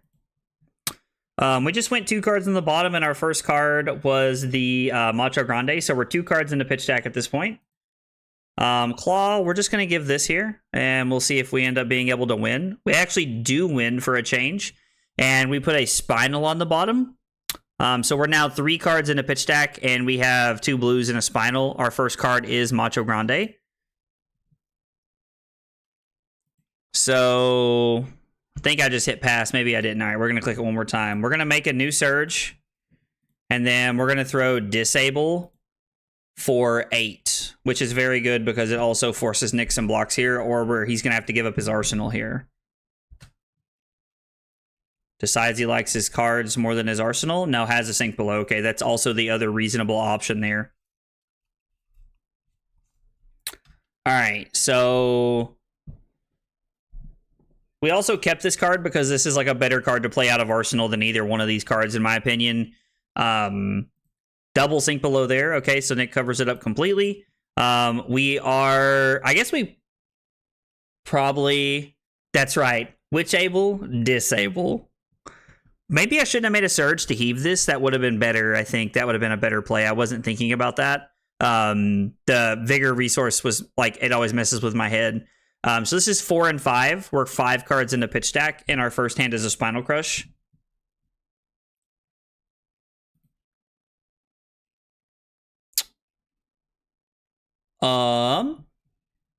If I block with Buckling Blow and Boulder Drop, I get to get my Thunderquake back and throw Disable. Like, so Sin Packing just actually ends up being insane value for me right there, which is, like, crazy good. We get to make a surge, and then we get to throw the Disable here for 9. So getting a lot of value out of our Disables early on in the game. Red Disable has been an absolute unit for me lately. Like, if you're not on this card, you should be, in my opinion. Red Disable is, like, amazing in Victor. Dude, I have to know, Robert, are you actually playing Riptide tomorrow? Or, I'm sorry, this weekend at a ProQuest? Is that actually a thing you're doing this weekend? Because I gotta know, fam. I gotta know. So we just went 4 and 5. And then we're going to go 5 and 6. Yeah, I did notice they got 12 points over the weekend. I didn't know he got 12, but I know that they got some LL points this past weekend. Somebody was telling me about it. Oh, you're playing it for stream on Wednesday? Oh, dude, that's exciting. That's awesome, man. I can't wait to see that. That'll be great. So we just went cards 4 and 5, which means this is going to be cards 6 and 7 into pitch stack. So we right now, like...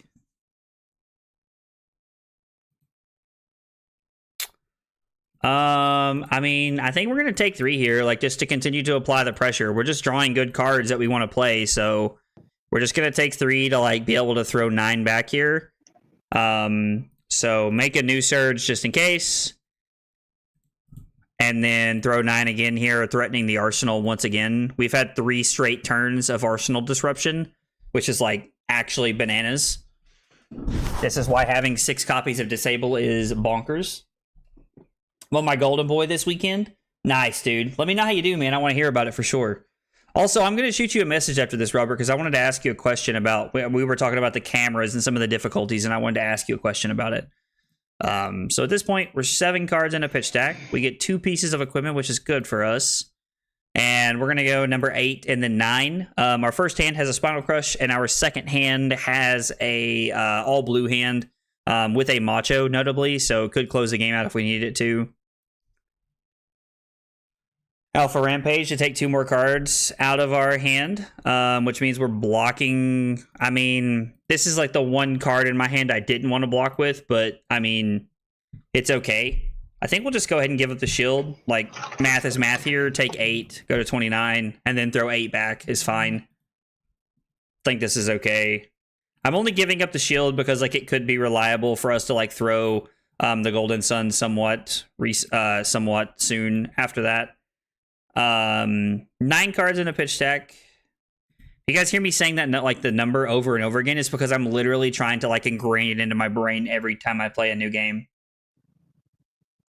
Riptide, because after the new... I started building one. Did you start building one with the new spoiler? I think the new spoiler is cool. I saw somebody talking about... somebody was talking about playing Pummel Riptide in the Discord earlier. I thought that was kind of funny. Thought that might be kind of cool. Yo, Zach, did you make it back tonight? I know you said you were on your drive back from somewhere earlier, man. Did you make it back home safe, buddy? So we're going to go Thunderquake, Dim, Boulder Drop for 10 and 11. That's going to be 11 cards into pitch stack. And then I think this hand works out pretty well to just block with this card.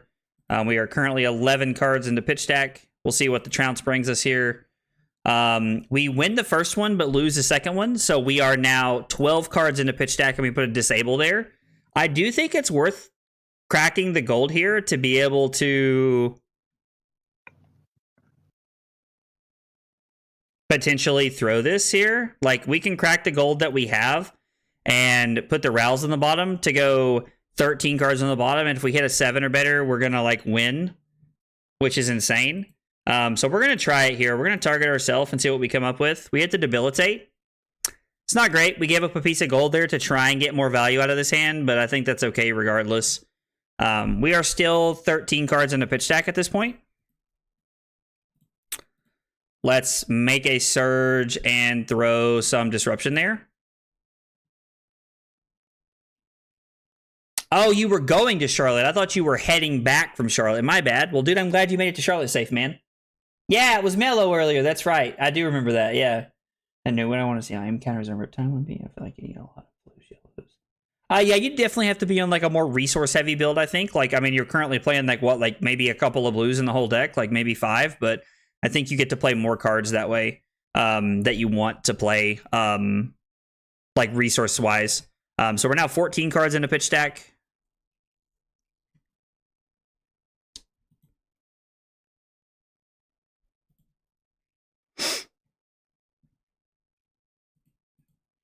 I think this is an okay block here. Just block 6 like this. I hate to give up the Spinal Crush, but I think it's correct. We are going to destroy the gold here, destroy our shield. So we're coming in for 10 overpower. The Debilitate is going to be our 15th card into pitch stack at this point. We have access to 43 cards, and Nick has access to 45 cards. So we're only down 2 cards, but we haven't seen the Remembrance yet. So that's something to keep in mind here. Dude, if you're in Charlotte, man, get some good food, brother. The food is so much better away from where we live, fam.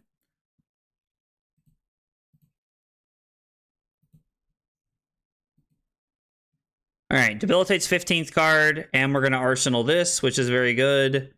We're probably just going to block 9 here, given the ability to. I was like, but we're probably not going to be able, given the ability to block as much as we want here. Hell, we might not be given the ability to block at all. That is part of it sometimes.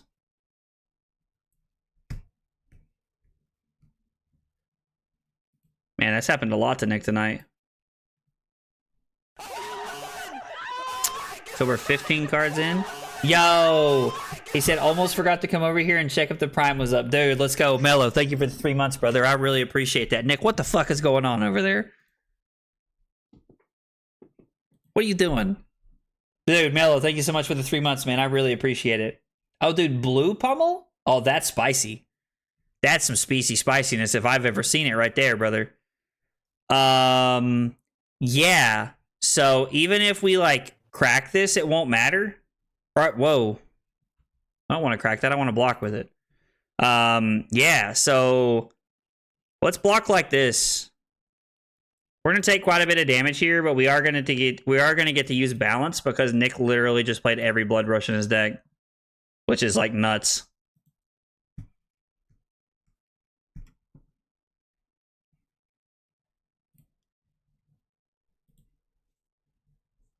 That's actually an insanely good draw from us here. Am I just dead? Like, is there like any chance I'm just dead here? Really needed to win that, I think.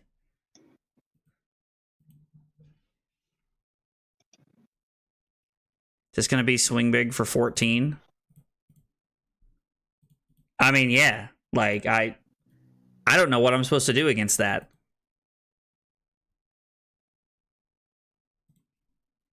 I don't know what anybody's supposed to do against that.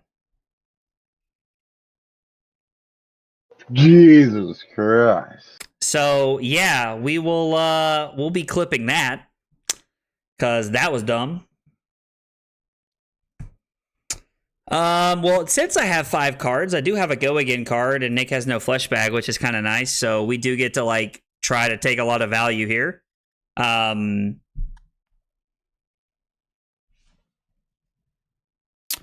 So that's 16th card into pitch stack there. That is 16 cards into pitch stack. When we're at 5 this early in the game, I highly doubt pitch stack's going to matter, but we're going to talk about it anyway, just in case. Yeah, no, I know it was real. Drawing the test of strength off the balance was like such a roller coaster because I was like, wow, that's awesome. And then like we lost the clash and I was like, wow, that sucks. Because I mean, like drawing a card right there is 3 extra life and I'm at 8 right now. Like, I'm at 8 right now with like a totally fine hand. Like, I just, yeah, it's unfortunate. So we just went to 16th card back into the deck off of the E-Strike. This is going to be 17 and 18. So we're going to be 18 cards into pitch stack at this point.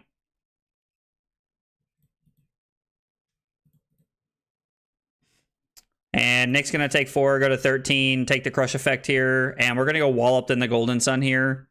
Yep, 13 cards. And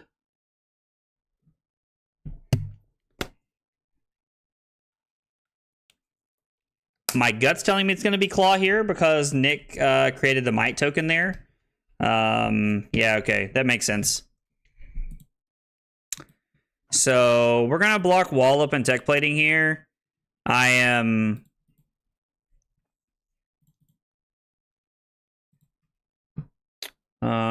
So let's see.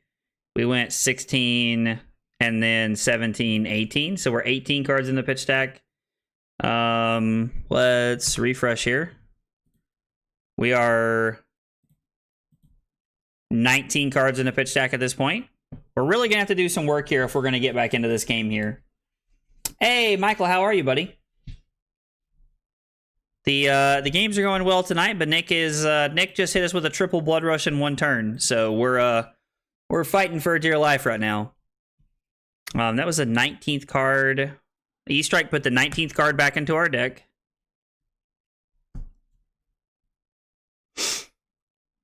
The other thing that's scary is that we only have 2 pieces of equipment left to block with, which means if Nick just draws like a natty hand that like intimidates 2 or 3 cards from our hand, we're probably just dead to Reckless Swing at that point, which means he's just blocking the rest of the game until he can kill us. And that's pretty unfortunate for us. All right, we got Nick down to 18. So this is card number 20 back into the deck. Okay, Nick cracks a gold to draw a card there. Okay.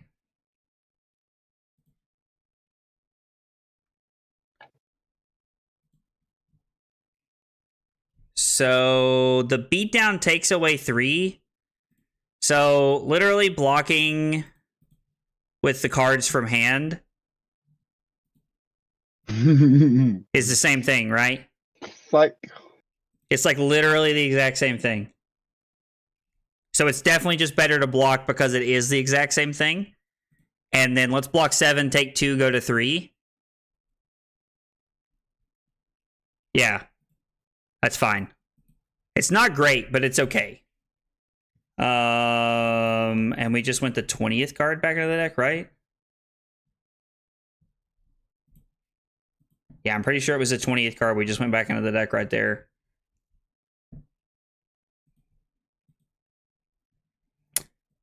Being at 3 is not great. I would much rather be at 5, but I mean, we are playing in increments of 2 at this point because, like, I'm assuming that playing Rhinar, Nick is on 2 Reckless Swings. Now, I know that from the course of our evening, knowing that he does have 2 in his deck, but I'm still always assuming that just playing against any Rhinar that there is pretty much in the world.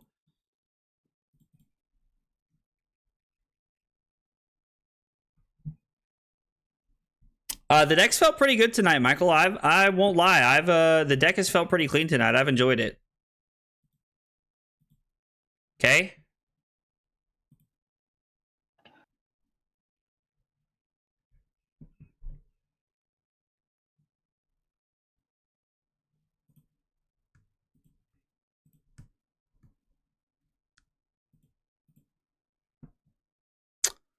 So we're going to go ahead and give up the sink below here to just go ahead and cover this up.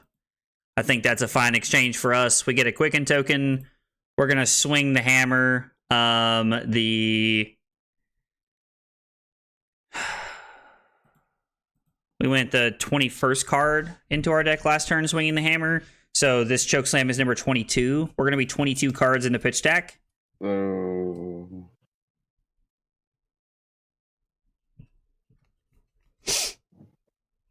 The deck with no pummels tonight has felt pretty clean. Honestly, I was expecting it to not be as good as it has been, but the old no pummel list has actually felt pretty crisp tonight.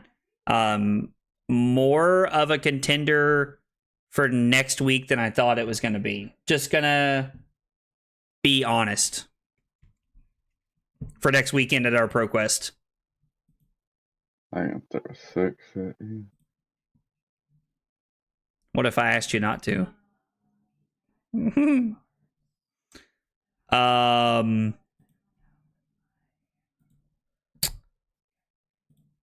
think we're just blocking here. Like, this is the consistent play. I was like, I don't think there's ever a world where I'm planning on winning it. We're 22 cards into our deck after pitch stack last time, and our first pitch card was a Macho Grande. Pedro asks, can you explain more or less what your objective is when counting how many cards you put on the bottom of the deck? So, Pedro, I am actually pitch stacking. I am now. It's for what it's worth. Maybe I'm supposed to keep this because it's a way to end the game. But it is a way for me to pitch stack. Because like, oh god, I hate when it does this. Over on the right hand side, I'll show you here in just a second here.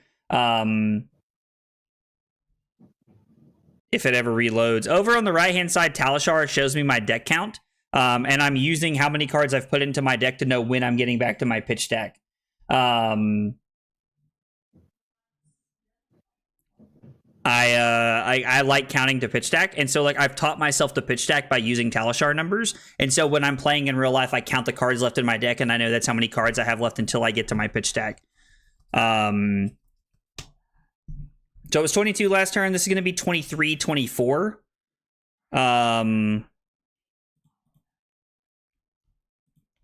Choke slam, hold the line, take 3, go to 3. We're going to go E-Strike like this. And so this is going to be... We've put 24 cards into our deck for pitch stack.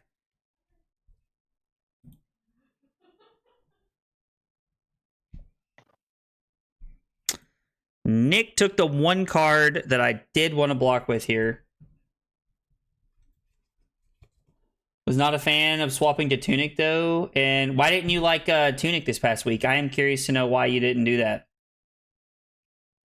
Why you didn't like Tunic this past weekend, because I actually really liked Tunic this past weekend. Surge and a choke slam is the play. We saw him pitch a reckless swing last turn, so we know one is coming up. In our life total, we are on a timer. I mean, we do have to kill him in 7 turns. I do agree, but I think that like this card plays around hands like this, right? Like this is the reason to keep stuff like this. I don't know. I don't know. That's like I'm intrigued by that thought process there. So we have one unknown card, Macho Grande blue, then a Spinal Crush coming up, if I counted correctly. Because what should happen is we've pitched 24 cards at this point. Let's see. So we're going to block here. And the Sync canceled this out, which means it'll go back to 6.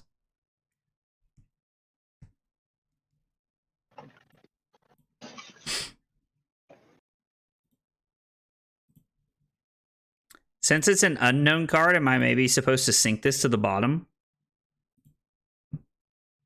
Cry myself to sleep at night?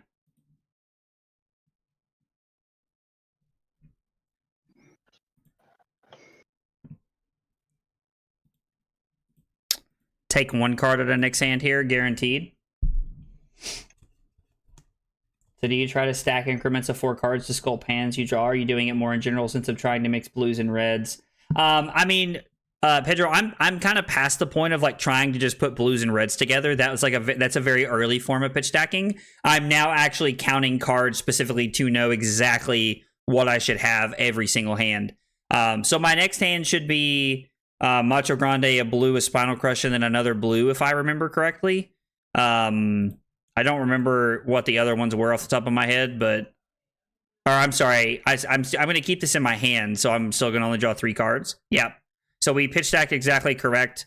And then we're going to have... The next card is going to be a 6, and the card after that's going to be a Thunderquake, I'm pretty sure. Looking at my next hand. How the hell? Oh, the Remembrance. I was literally sitting here going, Nick, you fucking cheater. I was like, what?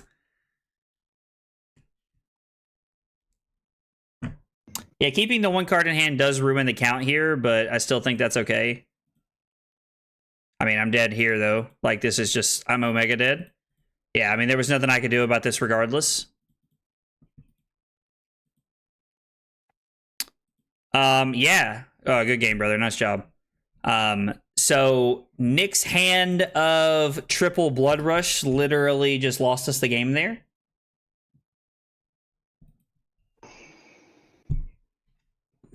Like, I don't know how I'm supposed to play around that hand.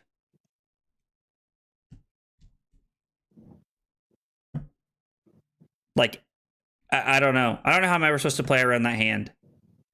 Can you think of a way that like I could have played around that better to like maybe try not to lose to the triple Blood Rush there?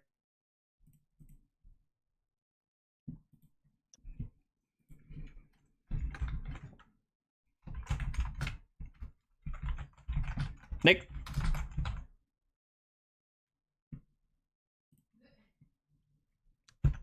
Oh, I'm muted. Can you hear me? Yeah, I can hear you now. Sorry, I was muted and I didn't realize it. Do you think that there was something I could have done to play around the triple Blood Rush hand by any chance? To like maybe like not just die? Because I think that turn like just straight up cost me the game. Yeah, I got lucky on that. Then I drew fucking 2 blues right off of it too. Oh, are you And I had it serious? too big. Yeah, it just lined up. And I had my remembrances to the next turn. Let's play one more. So I think I need to call it a night. All right. I was like, I'm yeah, good it's with like that. about 15 after 10, so I think I need to call it a night. But that was insane, dude. Like, Yeah. That was crazy, bro. I just got to get games on this deck. Yeah, no, I mean we can definitely play some more for sure. Like throughout the course of the week to help you get some games in. I'd like to do that. Get some extra practice in. I was like, but I need to wrap it up for the evening. Nope, you're good. You want to play Paper Thursday? Thursday. Let me get back to you. I'm not 100% sure what Thursday looks like yet, but let me figure that out and I'll get back to you and we can figure it out. All right, sounds good. All right, thanks for playing, man. All right, man. See ya. See you. Okay. All right, I got some chat messages to catch up on here. And then we'll wrap up the stream here. So let's see what I missed here. Okay. All right. Saw you change some cards. I did change some cards. Okay. Sorry, Miss James message here. I constantly had one floating so often that I could have just made better use of tech plating than just lack of blocking and having to use extra cards to block instead of could throw Tunic. So I did notice that, James, that was the one thing I didn't like about it is that like there was a lot of times when I did have that like having tectonic plating would have allowed me to like block and then like keep a very efficient hand to be able to like really push a lot of pressure. But Tunic did like, man, I mean, like, I don't know, like, I don't feel like I had one floating very often. Like there was a couple of times I didn't use the Tunic, like every single 3 turn cycle, but I ended up using Tunic effectively pretty much every turn cycle, man. Like, I don't know. It felt pretty good. It's got to be like 15. Yeah, after that one turn, his value had to be crazy there. The game plan against Brute is rushing. I don't know that it's necessarily always rushing. You can't just take a lot of damage. And I am playing a deck with no pummels. Like, if I'm playing Tunic and I'm playing Pummel, I do agree that, like, having the pummels, like, gives you a big edge because you're able to arsenal them and then use them off of Tunic, which is insane value. But I don't know that, like, you do need to play aggressively and, like, you need to be in control of the game. But, like, if you're saying I shouldn't be worried about pitch stacking, I think that's the wrong way to look at Flesh and Blood as a whole, if I'm being honest, because you should always be thinking about like second cycle and pitch stacking. I'm playing a deck that like pitch stacks. I don't shuffle. I don't like change things around. Like I pitch stack a lot. So like I need to be practicing pitch stacking. And I don't think that just because like a matchup's not going to come around to pitch stacking doesn't mean that I shouldn't be thinking about it. I think about how I'm pitch stacking against Katsu. And Katsu is like normally one of those like things that like I'm just trying to stay alive until they run out of enough stuff. But like I don't know. I just like I think it's always correct to be pitch stacking. I don't know if I'm not sure that's what you're trying to say, Pedro. But if it is, I don't necessarily agree with that. Yeah, no. I do agree that they have really good second cycle turns. I do agree that they have very good second cycle, but like I just like I don't know, like I think you have to be prepared to like try to set up some good second cycle hands. It's also very important to make sure that you're trying to take tempo at the end of first cycle, so that when you get to second cycle, you are more prepared to play your game plan and not let them play their game plan. There's a very important element of the game that comes on top of pitch stacking, in my opinion, where like you're like a hand or two before second cycle and you realize where you're at. You need to be thinking, how do I take tempo? Like, how can I maybe take some life to take the tempo of the game so that I can be in a spot to try and win the game with my second cycle stuff that I've pitch stacked? I personally think that's like how you use second cycle to your advantage. Yeah, I mean, if you play a deck that shuffles a lot, like pitch stacking doesn't matter that much. Like I do agree with that. Like if you're shuffling a lot, it doesn't matter that often because you're just not like Katsu's the best example I can give people. Like Katsu shuffles like every other turn, so it's like you're never gonna pitch stack, bro. Like it doesn't matter. It just doesn't matter. ABP, always be pitch stacking. I like that. That's good. I like that quite a bit. That's good. Prism also shuffles like every freaking turn. So yeah, that's another great example of like it doesn't matter. Yeah, wholeheartedly. Guys, thanks so much for hanging out tonight. I appreciate you guys being here. Moving forward, I have created a tech plating list and a tunic list that I'm going to be working on both of to see which one I like better moving forward into like the last 2 weekends of ProQuest here. Tech plating and no pummels felt good tonight. I can tell that I definitely got used to the value of tunic and pummel this past weekend, and that it was definitely missing tonight. 4-1 wasn't bad into Rhinar though. Just had to try and keep up the pressure and like try to like make sure that we were forcing equipment as early as possible to like try and like force Nick's hand into bad spots. I also don't hate Test of Strengths and the trounces into him just because of how many non-attack action cards or like non-6 cards like he is forced to play his like toolbox defensive deck, which I think benefits me a lot when it comes to clashes. We didn't win a ton of clashes tonight, but I won more than I would have against KO, and I think that's relevant. So the one thing I don't like about my current list is that I'm forced to play KO. I'm forced to play Trounce into Leviah and to KO because like I'm adding so many Prism cards that I just don't have enough cards to like take them out completely like I did on my last list, which is like the rough part here. I mean, sure, you don't have to pitch stack 5 if the game's over in 5 turns, right? Like that also works that way. Harrison, thanks for hanging out, man. I appreciate the kind words. I'll be back streaming tomorrow. Yeah, I think we're back tomorrow. Probably be more Victor practice, might be on the tunic list. We'll see how everything's looking. Thanks for hanging out. Hope you guys have a good night, and I'll see you guys tomorrow.